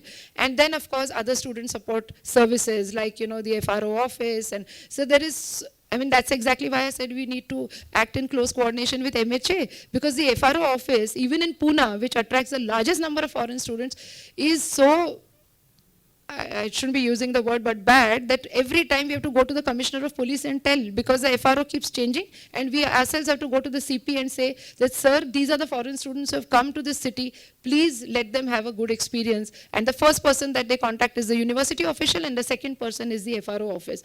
And so therefore, these are various things that actually we all can work together and give you a document, and probably the Development Partnership Administration Office can take these things and challenges that we all encounter while we deal with foreign students, and probably then you can build up this higher education and capacity building in the foreign policy of the Indian government. As I said, there is enough and more that I can speak out of our own experience, but there are time constraints and we would like to listen to others.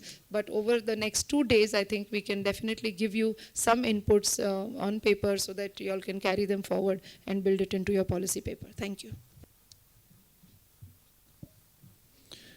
Thank you very much.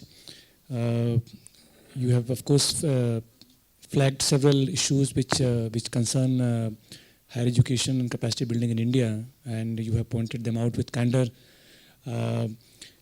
Regarding the issue of coordination, I would again like to admit that the issue of coordination is very much there. In fact, the fact that DPA was established is also an acknowledgement of a lack of coordination earlier in MEA itself, because there were projects and there were activities that were being undertaken in different divisions inside MEA, and the wisdom, the experience which was not accumulated. And that's why we thought that by having one centralized place, we should probably will have one clearinghouse where we would at least get to know what is happening if you're not able to improve.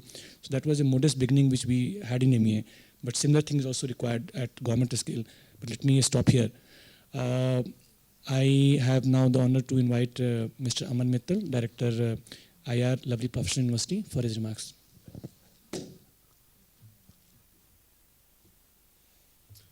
Very good afternoon, ladies and gentlemen here. First of all, I would like to thank you, RIS and FIDC and the Symbiosis University, International University, for having me here. And I think it's a wonderful platform where at least the private players are given some hearing by the bureaucrats here. And I'm very happy that this particular platform has been created. And, there's so much that has been spoken by the previous speakers. Sometimes it's good that our session is in the morning. Had it been in the evening session, I had nothing to speak about the whole thought that I've jotted down on the paper. So going further on what I thought to discuss, I just wanted to take something from what our previous speaker has said, and I want to agree and bring a very important point about the coordination that has been spoken about in this platform. Dr. Vidya, she mentioned about the billionaire line, and which we saw on our WhatsApp, that there is a huge billionaire line going there to meet Mr. Barack Obama, and there was none of the academicians invited for it. I think you're right. That's the plight. I mean, that's the point that I want to discuss, or probably we are here to discuss, that in the growth agenda, it is very important to include the academician or education sector in it. Our Honorable Prime Minister, Mr. Modi, has mentioned about Make in India campaign. At least, I think a lot of people would believe that this Make in India campaign, which has been projected as more of the manufacturing sector driven campaign, cannot be achieved fully if we don't have the right manpower. And this manpower would be developed at the academics, in the universities, in the institution, in the colleges. So if we don't develop those manpower, how are we going to achieve that? So in those billionaire line, if we don't have the right academicians, I don't know how those billionaires would achieve those billionaire money if we don't have the right manpower. So I would say that, yes, I think it's very, very important now to give the emphasis to the education sector as well, and make it part of the growth saga that the whole India is now beat about.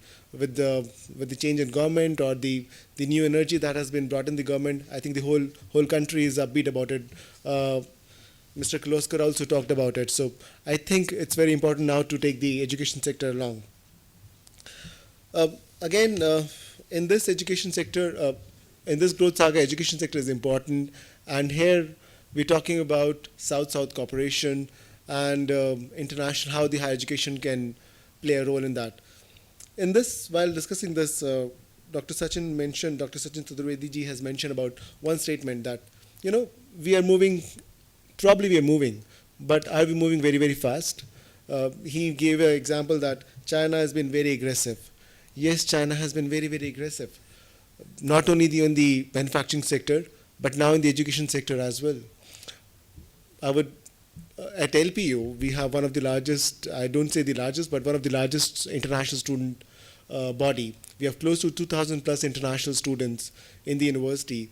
And we started international recruitment in 2011. So we're not as old, so we don't have the ministers or the bureaucrats sitting as our alumni sitting in those positions. We are very new.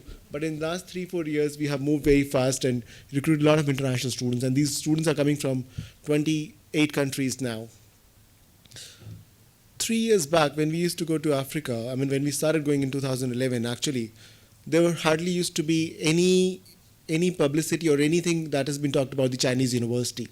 More in Africa, there were US, UK, Australia, Canada, probably India, with a few of the universities from South India, and probably few of North Indian universities going there. But if you now go to Africa, you see a lot of Chinese university education fairs that are happening. And those education fairs are not organized by pure universities, like in case of India, when universities have to plan their own education fairs and do that. It was the government who was pushing those education fairs and asking those universities to participate. And this was, I'm talking about 2 years back.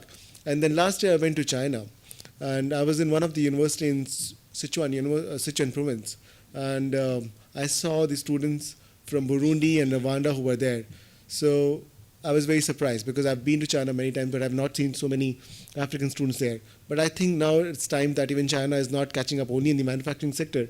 They're getting very aggressive in the education sector. So as Dr. Veena Bhalla ma'am said, that if we want to move ahead as the numbers are falling, we need to do something about it. And going forward, I also want to talk about what Mr. Kloskar has said. I think one of the major issues is that the level playing field between private and government or public universities is still missing. And I mean, a lot of private universities who are sitting here, or the people who from the private universities, they would know it.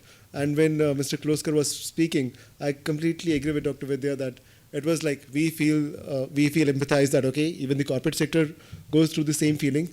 But actually, when he talked about the not so level playing field, we understand the pain. I remember there are a lot of government scholarship through ICCR and other government bodies. We went to one of the centers there, spoken to the people. They said that private universities cannot have the ICCR scholars. Probably Symbiosis is among the 1 or 2 universities who are getting the ICCR scholars, but otherwise, I think that has also been stopped probably. But those, we are not getting the ICCR scholars. And okay, agreed. Then we went to Vietnam 2 years back. We were speaking to the Ministry of Education in Vietnam, and they said, we don't want to send our students to India. And Vietnam has a share of ICCR scholarship. I said, why you don't want to send it? Our student never had a good experience there. The ICCR scholarship, to my understanding, has been made as a goodwill gesture to create the brand India thing. But when this ICCR scholarship is given to the colleges, which, as Dr. Vidya mentioned, does not have the international office, does not have the right student experience, when the student comes to that campus, I don't know what kind of experience he would have. Of course, it will not be a good experience. As in Vietnam, the English not spoken there. If he comes to a campus where probably a faculty is using a mix of Hindi language or the local regional language and English language, I mean, forget what he's going to get studies. And moreover, the other problems regarding the infrastructure, the accommodation, XYZ things, of course, it's not going to give the good experience. So why there's not level playing fields? I mean, it's good that you send the students to the universities who have the right infrastructure, right support mechanism. And he mentioned about that we have to create the brand India. Mr. Kloskar mentioned that we have to create brand India. Definitely, we need to. Unfortunately, when people in different countries, apart from Africa and SAARC, if you take Nepal, Bhutan, Bangladesh, to an extent Sri Lanka and Afghanistan, so people do not think India as a destination for higher education when they are thinking about higher education. So we need to create a brand India. Unless we don't create brand India and say that, okay, if you're thinking about higher education, India is also one destination, they will not think about us. I know we were presenting one of the fair in Chengdu province in China, and there were 45 universities from Canada, 30 universities from UK, 60 universities from US, and likewise from Australia, New Zealand, other places. And there was Indian Pavilion, which was manned by 2 people with lovely professional university written on it, and people just don't bother to look at it and just move out. Because, I mean, if we go together as a whole Indian bunch of universities together, we would be noticed. Otherwise, one person will not, or one university will not be able to represent brand India. So I think it's very important that all of the, as Dr. Vidya mentioned, that there's a learning, so I think it's very important that we should also come together and go to different locations as brand India so that we can get the maximum benefit of it instead of working in a SOLAS. So this was the take that I wanted to talk about from my previous speakers. I just want to take 2-3 more minutes more about what I've discussed about it, more about it. So about the figures, Dr. Veena Bhalla ma'am also said that though there are no right figures, but I was able to put some figures to the pictures. So according to various data, there are some 21,000 students who are studying in India in 2007-8, but we are not sure it's the right data or not. As Dr. Vidya mentioned, that Singapore is attracting 80,000 international students, and they have a target of 150,000. And China is attracting 190,000, and they have a target of 500,000 students by 2020. As rightly said, India does not have a number. Forget about what we have right now, what we want to target, we don't know. So we need to know that what we want to, do we really want to target first of all? Are there any benefit of internationalization? Though Dr. Veena ma'am has mentioned about there are benefit, but somebody has to realize it and say that, okay, I mean, international students are good for economy, good for country, good for academic inputs. We want them. First, that feeling should come in, and then only we can put the target number to it. Probably I would request that there are people from MEA and from AIU as well. Probably we need to deliberate and say that, okay, do we really want it? If yes, I think we should. Because diversity is very important. I mean, the governments are coming and saying that we want you to recruit international students. I mean, this is just a figure of where from worldwide where the students are going. So United States attract 18% of the total students are going abroad. United Kingdom 11%, France 7%. I mean, just talk where the students are going. And now it says about from where the students are going. I mean, India is the second largest number of students going from India to these countries. It just talk that we're sending so many students, we're not able to attract so many good students here. I mean, this is one of the, so it's not visible. It's just the data from UNESCO's website. It talks about from where the students are coming to India and where the students are going from India. So most of the students, 80% of the students, 70% of the students probably are coming from SAARC countries, mainly Nepal, Bhutan, Bangladesh, Sri Lanka, not Sri Lanka, Afghanistan. And then another 20% or 25% is coming from Africa, and next 5% from other parts of the world. And then it shows the next slide from where these students are going from India to different places. Of course, United States is the most popular destination. I've just spoken about it, that LPU, we have students from 28 countries, and we have been able to do that in just 4 years, this number of 2,000 international students because of what has been spoken earlier, that we created that ecosystem where the international students are considered to be welcomed. I mean, there's a lot of international student support. I take care of the international relations, so there's a special division that has been created where the students could be welcomed, they could be taught about what is Indian culture. Problems comes, one more important problem comes there. I mean, their culture is very different from our Indian culture. When they start behaving, they say, no, these people are not good for our culture or community. I mean, if we tell them in the right way, I mean, give them a right orientation, probably they would be one of the best students. I've seen these students performing. They're very good, very, very obedient. But of course, we need to tell them. Problem comes when we don't tell them. And I just want to talk about, because we take care of so many students, so there are some challenges. Biggest one, initial one, is visa challenge. A student who's coming to any university in India for a 3 years program, why is given a 6 months visa? On the offer letter, on the letters, it's mentioned it's 3-year program. He has to come to India with a 6 months visa. Why? We don't know. That's why the policy is there. And again, it's not a standard policy. From some embassies, it's 3 years, some embassies 2 years, some embassies 1 year, some embassies 6 months. There's no standardization. I mean, first of all, why the visa should not be granted for complete duration of the program. Ma'am talked about the FRR process. I mean, we probably, all of us, when we think about going to police station or police office, we are scared. And we are telling the students that within 14 days, you have to get your FRO done. I don't know, is it a right treatment for these students who are coming from abroad? I mean, though the FRO process has been made online, but still they have to go to the police station to collect their FRO. Though we provide the support, but still student has to go themselves. Is it a very important process, or can it be streamlined where the student does not have to interface with the police per se? Of course, there are students from some countries, without naming it, where the visa process takes more than 6 months to 8 months. I mean, we have seen students who have come here, they're given a visa for 6 months, they want to get it extended, they go to FRO, it takes 6 months to get their FRO extended. They cannot go to the hotel, their telephone calls gets dejected, they cannot make any calls, all these problems. I mean, it's not a very welcoming nature. I mean, I'm just talking about, so institution also feels challenges that we need the level playing field, we need the government support. I mean, scholarship given ICCR, even the private players should be introduced in that. I mean, I just put in one thing, that US Commerce Undersecretary, he visited Brazil, taking the whole delegation, one of the biggest delegation from Commerce Ministry, which was delegation of the US universities to get the students. If the government thinks about it as it's a business, why not we do it? Why don't we think it as an export thing? Just one thing before I close it down. I mean, we say that around 50,000 crores is going out of the country for fund where our students are going abroad, but only 1,000 crores are coming to India.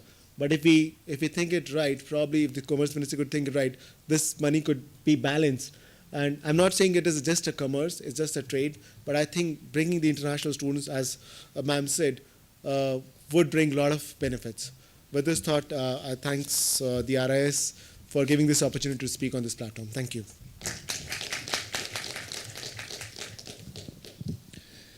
Thank you, Mr. Mittal, very much. Let me now invite Professor Vijay Gupta, Vice Chancellor of Sharda University, for his remarks.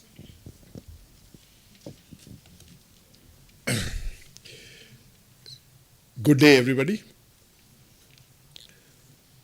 I am going to talk about some of the experience that we at Sharda University have had. I've been earlier at Lovely Professional University, so some of the experiences that I have from there and some of the experience we have. It is not in the nature of things, the difficulties that we have with the government not supporting us. It is the nature of what kind of things have we done to promote international education and why we are able to do something about this.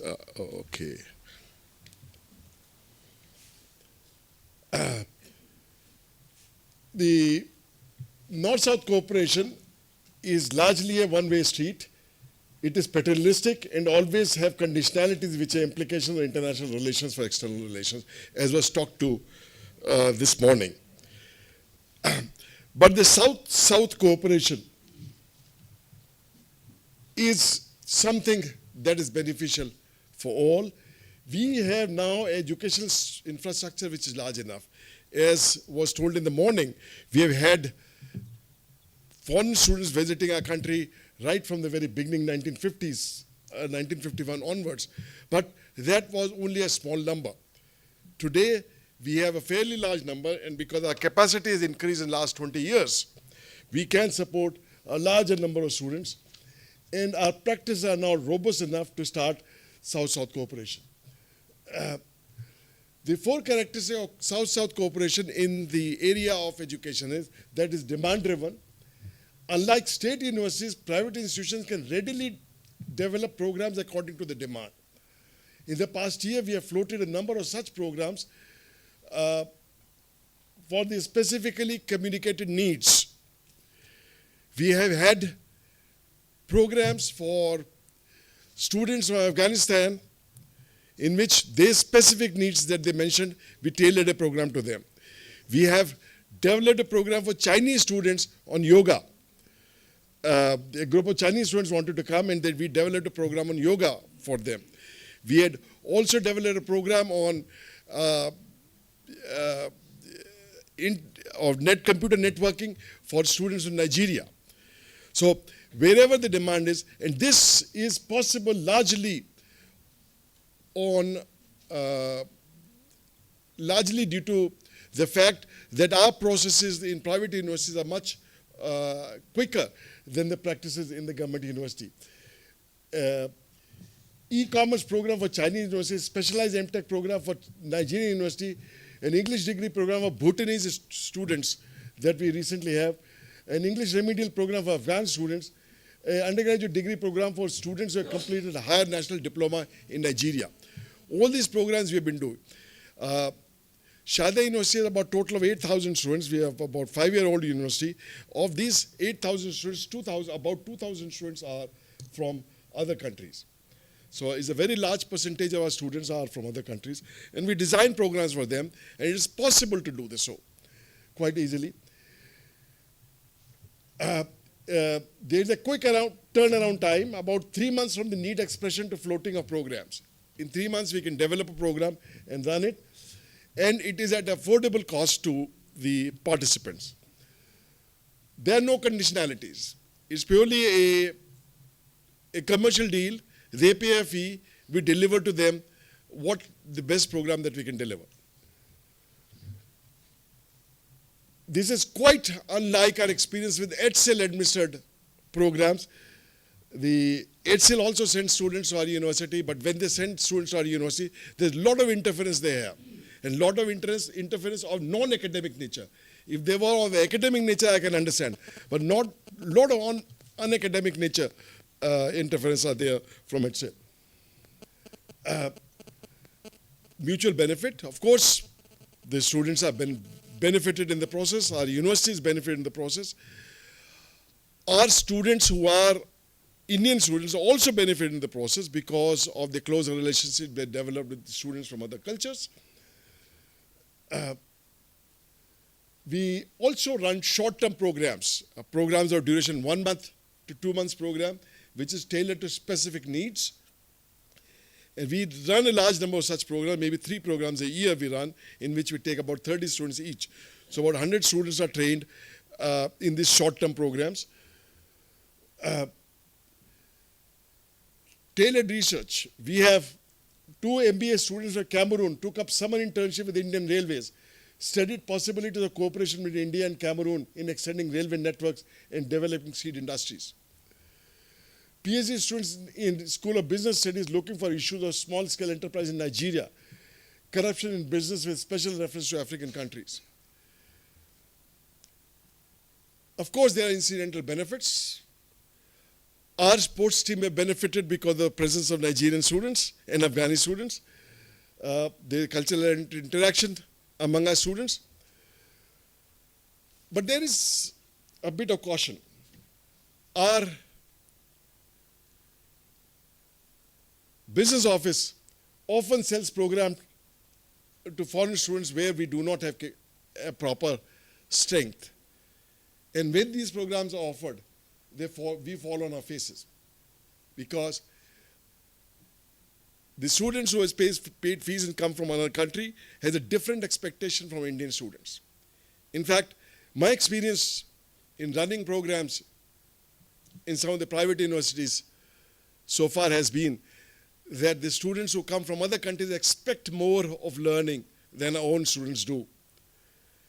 And in fact, we have to be careful about this, but also this is a boon, because then we learn to deliver better. Our faculty learns to deliver better because of the presence of foreign students, because they demand that they be taught.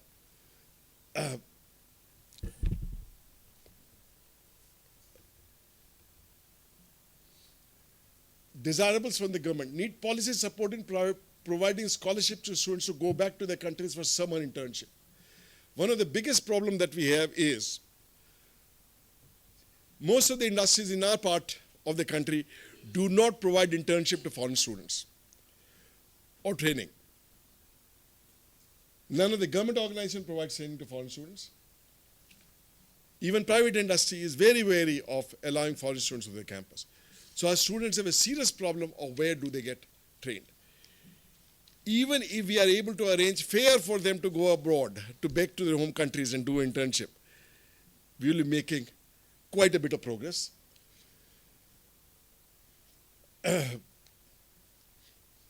We also, the difficulty FRO has been mentioned earlier. I fail to understand completely why does our FRO have such a complicated process. Many of us have been students abroad. I do not remember paying any visit to any government office, ever.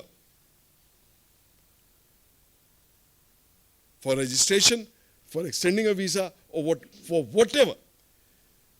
There was an interview in the consulate in India, and after that, for 5 years when I stayed there, it was on the same visa. Did not meet any government office at all. In fact, now, because of FRO, many of our students miss a whole lot of classes because they have to go and park themselves in the FRO office in Noida. It's a very serious difficulty. If we can take care of some of these problems, I think we can build a lot of capacity for international education in our countries. Thank you.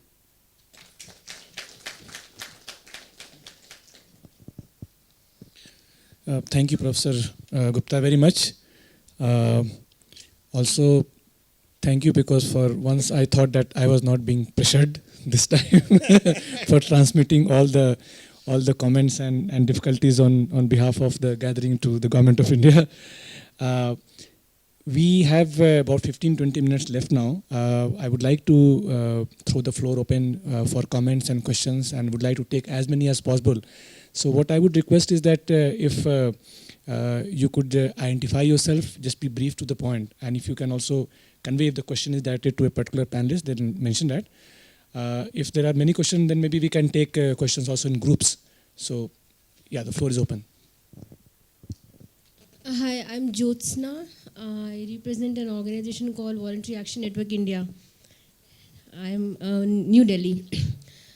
Regarding the education, okay, we are not working on education, but being an academician and having a research background, I have a general curiosity about certain things, and I wanted to flag two things. They are actually out of curiosity, I'm not questioning. Two things comes into my mind. One is quality of education, and second is affordability. Because having studied in a very serious academic thing, in JNU kind of university, and I also got a chance to teach in a private university, and I got a cultural shock. I didn't want to teach anymore, I wanted to come back, and I joined the volunteer sector. So there are private universities which are providing very, very good education, but I feel that that thing needs to be flagged, and things need to be advertised. And because when we see the foreign student advertisement, there are a lot of things, apart from their university background, what all they, provide. And second thing about the affordability, I really don't know how much a student can afford, or the parent. There are a lot of education loan provided these days from the universities like DU, or there are many other universities, so I really don't know if it's deliberate or they didn't want to attend or whatever. So just wanted two things. Thank you. I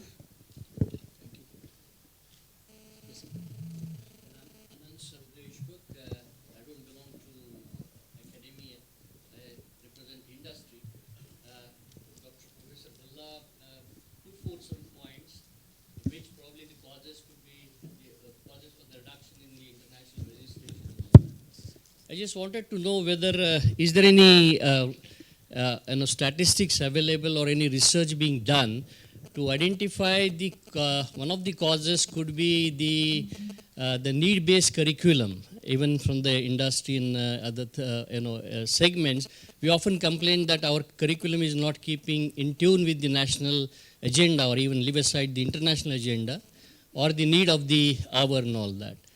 Is that the reason that the curriculum which is not being in tune with the needs of the countries, developing countries and all that, and because of that, there is some drop in the registration of the students, and if the curriculum is improved, and if it is made need-based, probably we can draw more from some country-specific, registrations. Let us take one more question, and then we can, I think, try to... Yes, madam. Yeah. I'm Indu Kapoor. I'm the founder director of Chetna. This is a voluntary organization. My experience with the quality of higher education has been that I think it's the quality which makes our students go abroad. And we need to do a research on those students who opt to go abroad, rather than just keep on seeing, why people don't come here. it could be the same reason, the quality and the marketability. Even ours in Gujarat, for instance, if someone has a degree from US, and I have had some candidates, actually when they take an exam at Chetna, we take an exam before entry. They are not as good as some of the Indian universities. So I think we need to focus more on the quality of education. And to Mr. Mittal, I have a question. Is it only men that you train in your university, because you constantly talked of manpower?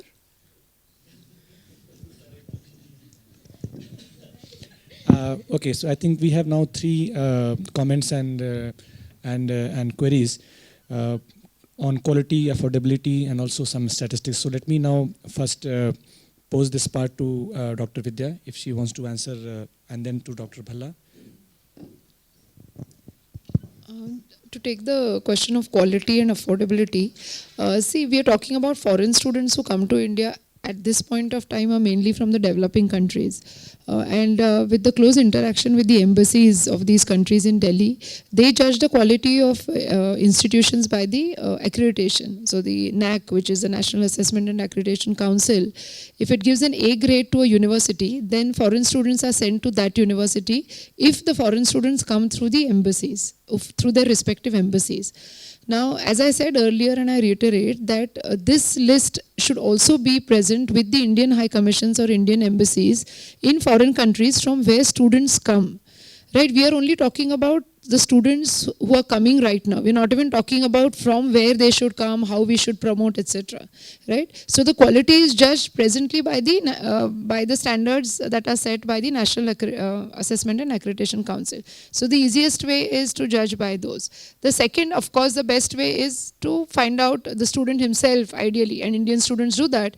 They find out about the quality of higher education by talking to the alumni and the placement scenario, because even if you like, to say that universities are the ones that should produce knowledge and research intensive. When it comes to students, they only look whether the university or the particular institution places the students well. So that is the second parameter that is used, but unfortunately that is not used by foreign students. The foreign students use the parameter of affordability. So when it comes to the choice of Indian institutions over institutions abroad, they look at the fees that US universities or UK universities would charge them vis-a-vis the fees that Indian institutions would charge. Now, some of the private Indian institutions do charge heavy fees, even to foreign students, maybe 5 times that they charge. But that is exactly what the Indian government also needs to look at. Can there be level playing fields even in this area where the foreign students can be charged the same fees that are charged to Indian students, or maybe slightly more? Like we charge 1.5 times. So if you charge 100 rupees to an Indian student, you charge 150 for the simple reason because you need to give them English coaching classes. You need to have a lot of mentorship because they come from non-English speaking backgrounds. The way Indian students understand in a class, they don't. So the cost per student is definitely higher for an international student vis-a-vis a foreign student. So when it comes to affordability and quality, this is it. Now, do all private institutions offer good quality?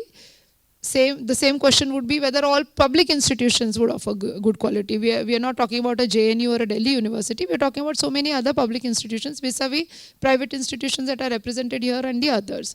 So finally, foreign students do make their choice, but we feel that the choice can be eased out by the Indian High Commissions as well as the coordination with the embassies of those foreign countries based in India. Because mind you, every embassy of a foreign country has an educational attaché.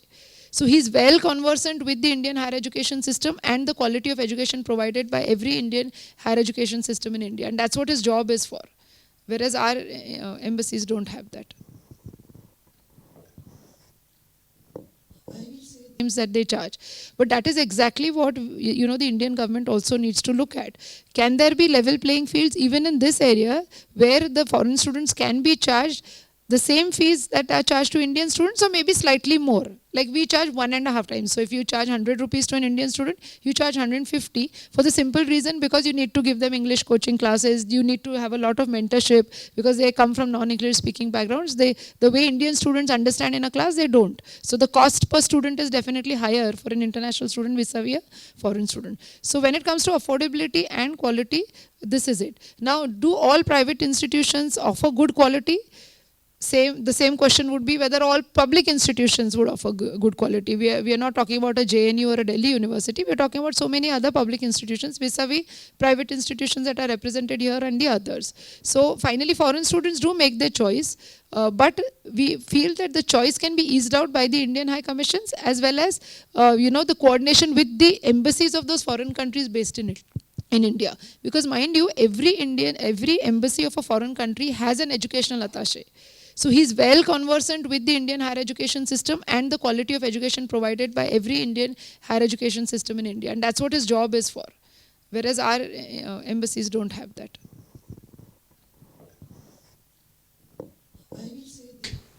Where we suffer, why we are not able to offer more foreign students admission is largely because of the poor quality of education we have all around. We have had students from Nigeria, 150 students from Nigeria, who come and protested that they went to Malaysia for a 6-month school before they came to us. And there's a world of difference in education level between Malaysia and India. I think this talk of capacity building by having government interventions or by having a suitable environment for students would be undone if we do not worry about quality. In the booklet that you have written on the new faces, new friends or whatever, I was leafing through this and I saw a number of comments of the students how the education is only a descriptive education or what they call theoretical education. Our education is not something that we can use for very much. In fact, I don't know how to go about this. That till we improve our education, how do we improve our education? That's a big question. We are not going to attract too many students. Whether we have fairs or whether we have government attaches opening this. Yeah, thank you, Professor Gupta. In fact, that really brings to the heart of this entire debate about quality of education in India. And also, when we're talking about experience in India, whether the experience in educational institutions can be divested from the experience of living in India in general. So, okay, so now let us take the second round of questions now. I see a lot of hands. So what we will do is that if it is different, yes, please. Just be very, very precise because we are almost hitting the end of the time now. Yeah. Well, I am Milindo. I am teaching in Sharda University and I am also a visiting faculty to RIS. I would just like to share two anecdotal experiences of mine in the context of the higher education and internationalization of the process.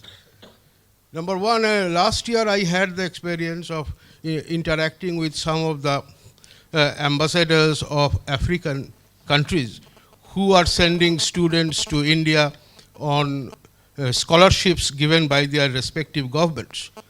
And they mentioned a point which I think should be taken note of very clearly. They said that, well, they prefer to send their students on scholarship to India rather than to Europe and USA. There being two reasons. Number one is the issue of affordability. But on top of that, they mentioned another issue, which I think is very important for them as well. They said that if our students go to US or Europe on scholarship given by our taxpayers' money, more often than not, they stay back there, they don't come to the country. But if they come on scholarship to India, they prefer to go back home. So from that perspective also, they consider India as a safe bet to send their students on taxpayers' money, on scholarships paid out of taxpayers' money. So India, I think, has got that capability to make whole of this opportunity because they are looking for India from this perspective. And the second point that I would like to share is in terms of the experience that I had with my students. Incidentally, I happen to be from a part of country where Hindi is spoken very badly. I am from Bengal. I found my African students, having stayed here for a couple of years, speaking Hindi more fluently than me. So the extent of cultural assimilation that we talk of has been taking place in a very tremendous manner in many of the universities where these international students feel home, feel being at home. So these are two very important components which I observed while I taught in a university where you have many international students. Thank you. I think let us just go each table. I think maybe one. Yeah, let us take all the questions or comments together, and then we will pose it together to the panelists here. I am Datta Patil. I represent voluntary development sector.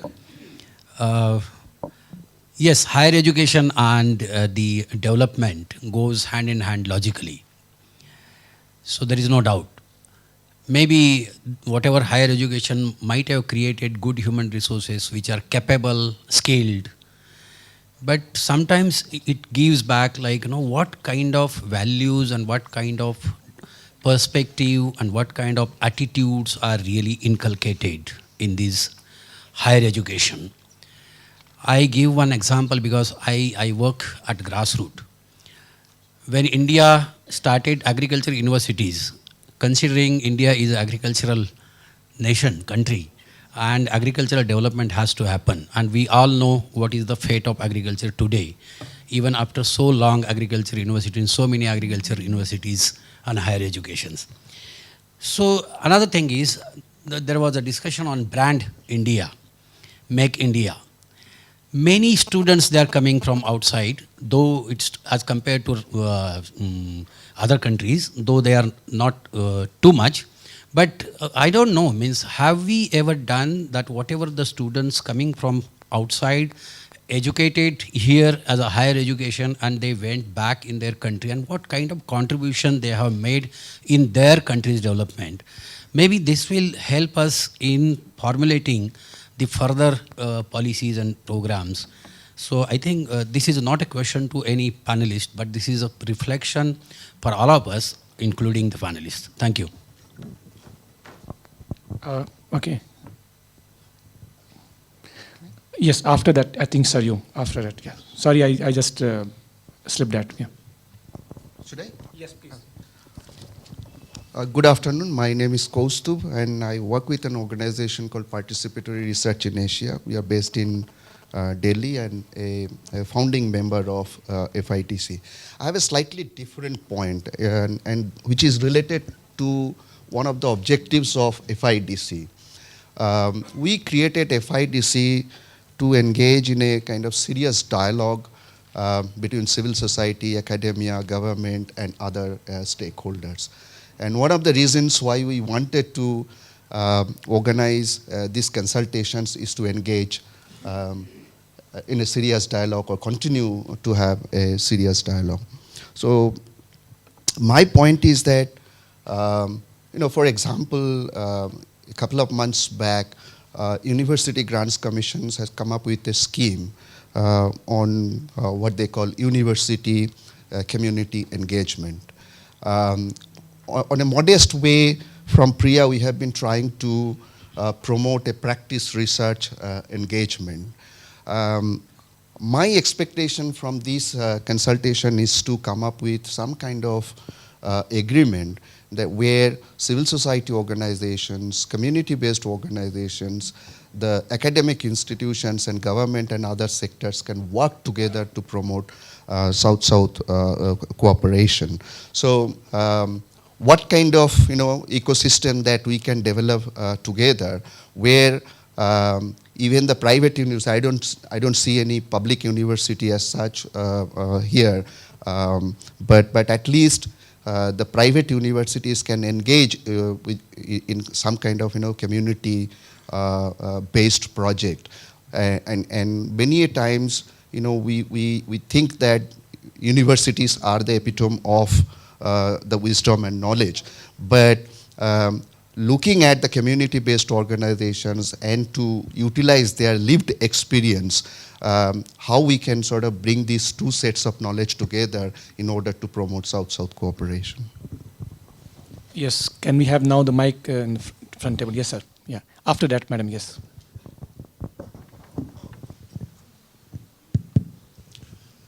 I'm Prabhakar Sinha. I work with Real Medicine Foundation, India, and that works on improving healthcare in one of the tribal regions of Madhya Pradesh, India.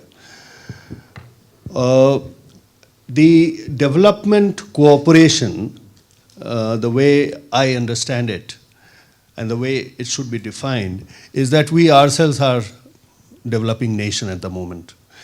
And our national level institutions, largely the public institutions, including the educational institutions, need to come at a footage when they are capable and capacitated enough to look at development in the neighborhood. And the development of the neighborhood that we are talking about are not by and large different than the requirements of our own country.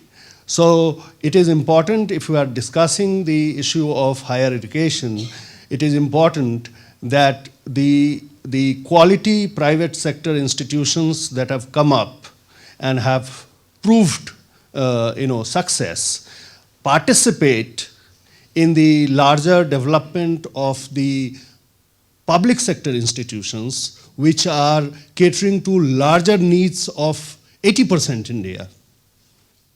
Then probably we'll be able to effectively contribute to the development of the neighboring countries, including Asia and Africa. So that is where I think should be the focus of the holistic development cooperation that we are talking about. Thank you very much. Okay, madam, and that probably should be last, unless I see somebody is very keen. Yes, after that, ma'am, and that if. So I'm Swati. Okay, yeah. I'm Maybe Swati we can from Seva Mandir, Udaipur, and I just wanted to add to what Kaustubh has been saying. Had said we also have a semester with the Norwegian University, and the students come to Seva Mandir and do a semester here on rural development with us. And we also have a very vibrant volunteer program. We have around 180 volunteers coming from all over the world to Seva Mandir. But again, I just wanted to highlight the problem that we face is with regarding to the visas and regarding the FRO. More than half of the time of the students is spent in that. And instead of gaining experience and contributing to our work, they are running just from here and there. And second thing is I wanted to add to about the quality of education. I think based on my recent experience of studying abroad and also studying in India, I would say it's not only about the curriculum or the content, it's also about the pedagogy. I felt more empowered when I studied in UK than I felt in India. I'm sorry to say that. But I think it's important. Yeah. Thank you. No, thank you. Well said. So yes, ma'am, and that after that, you sir, hopefully that should be the last, unless there is somebody who is extremely keen. Okay, because we have already 8% we have eaten into our lunchtime. So the more we go, I think we run risk of going hungry. And we also need to leave some time for the panelists to respond. Yes, madam. This is going to be very quick. I'm Sheetal Bapad. I run an NGO called Shamchi Foundation. This is a question, if this forum can address, maybe yes or no, I'm not sure. There is a whole lot of problem going on in the transition of students from higher secondary to secondary education, higher secondary to higher education. Would this platform be able to support research in the methods adopted by different countries for career counseling? We do not have a framework which is standardized across the nation, and NGOs like us are struggling to create an ecosystem in career counseling to help the students. I'm talking about the other side of the story.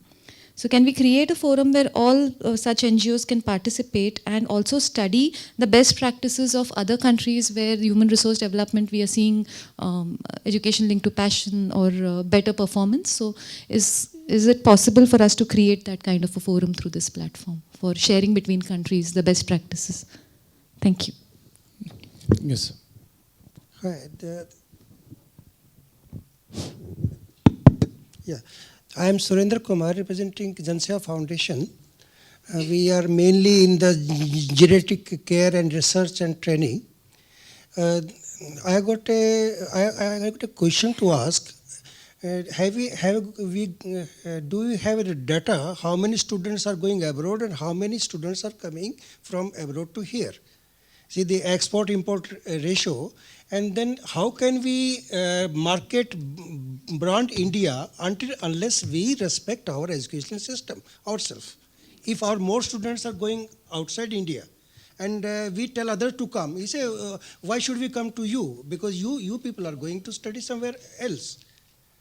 Can we promote brand India without respecting? This is my question to the panel. Okay, so now if you have to permit me to make this really the last one. Yes, you can. Please go ahead. I am Sunil Shukla, coming from Entrepreneurship Development Institute of India, Ahmedabad. I have a very simple query. Sometimes we keep on receiving mails from outside the country. They want to know about various courses offered by various institutions. Also, they want our opinion about what could be the offering and how can they get into one of those institutions. So I have a feeling that we are not able to provide authentic information. There is some information available on various websites, but we don't know how credible these are. They have vested interest in promoting particular institutions. Similarly, if institutions want to promote their program, there are certain restrictions or some mechanism within those country governments. There is a different nodal agency which does evaluation, accreditation of various programs before making it open to their students. So if there could be some two-way forum created for those who want to come to India and institutions offering these programs to international students, which is through MEA. That's my suggestion. Thank you. Okay, thank you all very much. Now, given that the time where we are now, what I would like to request is that we just take all the questions, comments in one go, and I would like to give maybe 2 minutes each to each panelist to respond. You'll have to excuse me, this time may not be enough. But we again have lunch and maybe we can answer some of those other queries during the lunch time. So Dr. Bhalla, can we begin from you? We have the data of international students who are coming to India, but we don't have the data going abroad, Indian students going abroad. Naturally, here students are coming from developing countries and students from India are going to developed countries. This is the main this thing also. Dr. Patil has mentioned about do we track the students who graduate from the university? Yes, there are alumni department I think all the good university would have it, where we track the students, how they're performing. And students who have coming to LPU, they have been performing very well. There are students in Bhutan and Nigeria or in China as well who have been in good government positions. Regarding the NGO, I mean, we have been working, we get a lot of students for a short-term program from US, UK, Australia, Canada, Germany. So they come and they want to spend some time with the NGOs as well. We would be very happy if the NGO could also provide us some information on the area where they work. So if such a request comes, we can send the students. Regarding my remark of manpower, I really apologize. I think every class is a new learning. So I learned that I should say it human resource. Thank you. Couple of things. Someone spoke about alumni and students who pass out from the institutions where one keeps track. Yes, at least our university does. We have a Symbiosis alumni network for international students, and that's how I quoted some of the examples where students who passed out in the 70s have assumed very good positions. As regards, sir, your question as to the students going out and the ones coming in, see, US has been a very lucrative destination for most students. So if you look at the global mobility, and in 2014, the number of mobile students globally is almost 5 million. So, it's not just about quality of higher education, but it's also about the life after that. And someone just said, someone from Sharda University, one of the professors mentioned that, one of the reasons, of course, the major reason is quality quality. But the other reason is also that the students can take up jobs in that country. Whether it's US, not so much in UK, but definitely US, where they do get opportunities to be in that country, take good jobs, and it is a land of opportunities. Now, students don't look at India as a land of opportunities post-education.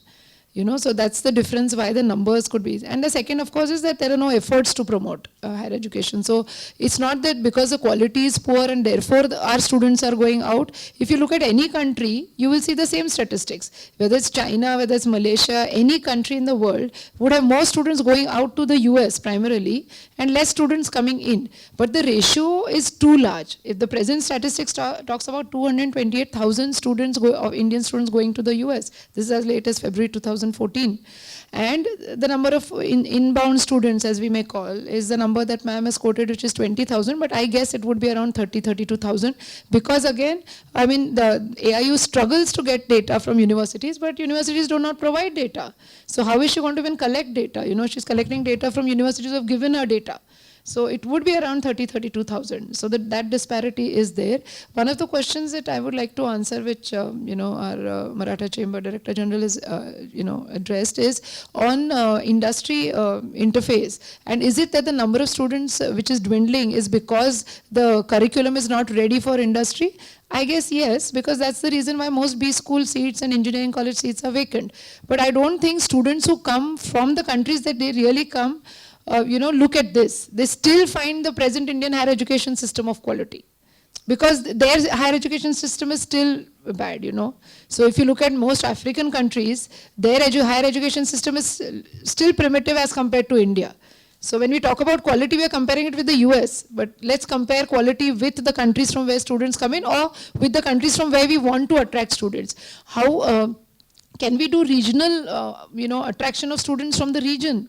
I mean, do we even have efforts to attract students from countries which are in our neighborhood, which is Nepal and Bangladesh and all? Institutions over there want to look at India. Even institutions want to come and collaborate with Indian higher education institutions. Unfortunately, there's a regulatory mechanism in the UGC which doesn't allow collaborations with universities, because it talks about getting approvals from the UGC.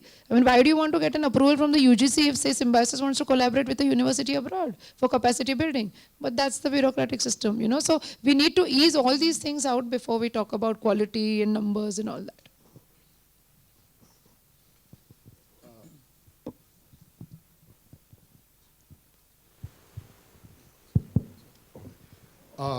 I think the idea of why should other students from other countries come to our country when our own students going out, I think it's a question of economics only.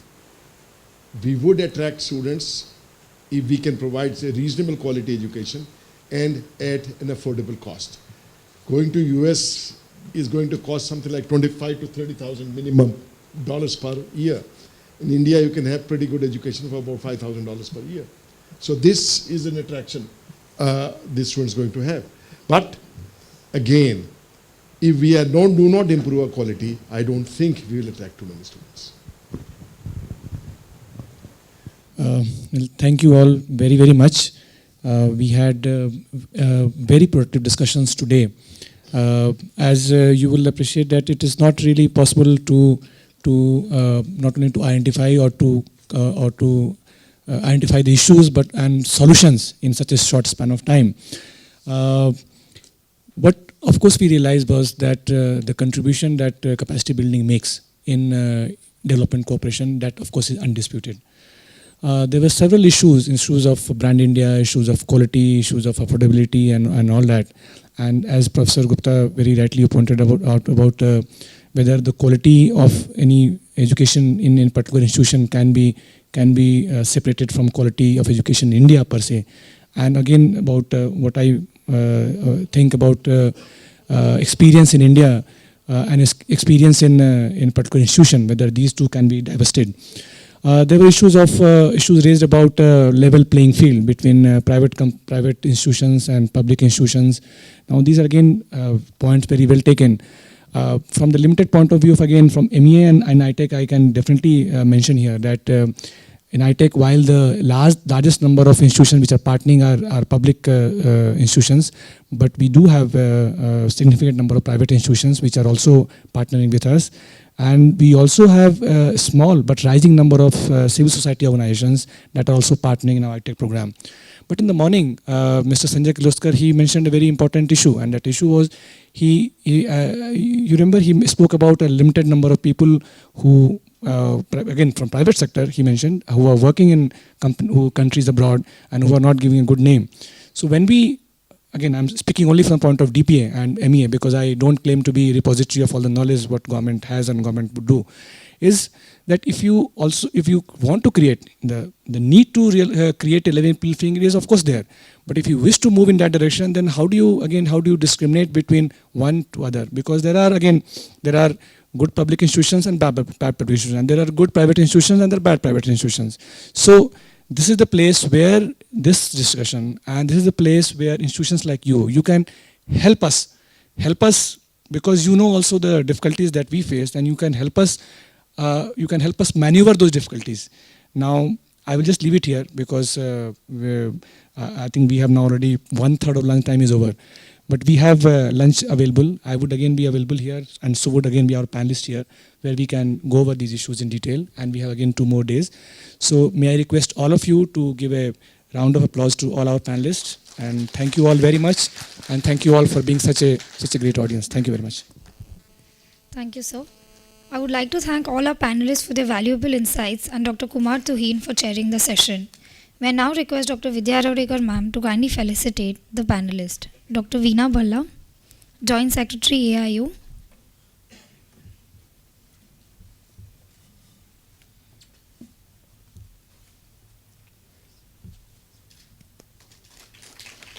Mr. Aman Mittal, Director, International Relations, Lovely Professional University. And Professor Vijay Gupta, Vice Chancellor, Sharda University.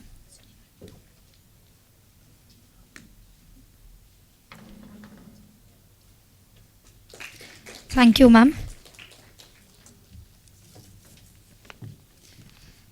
The lunch has been arranged at Washish the Guest House. The golf carts are arranged outside. Thank you.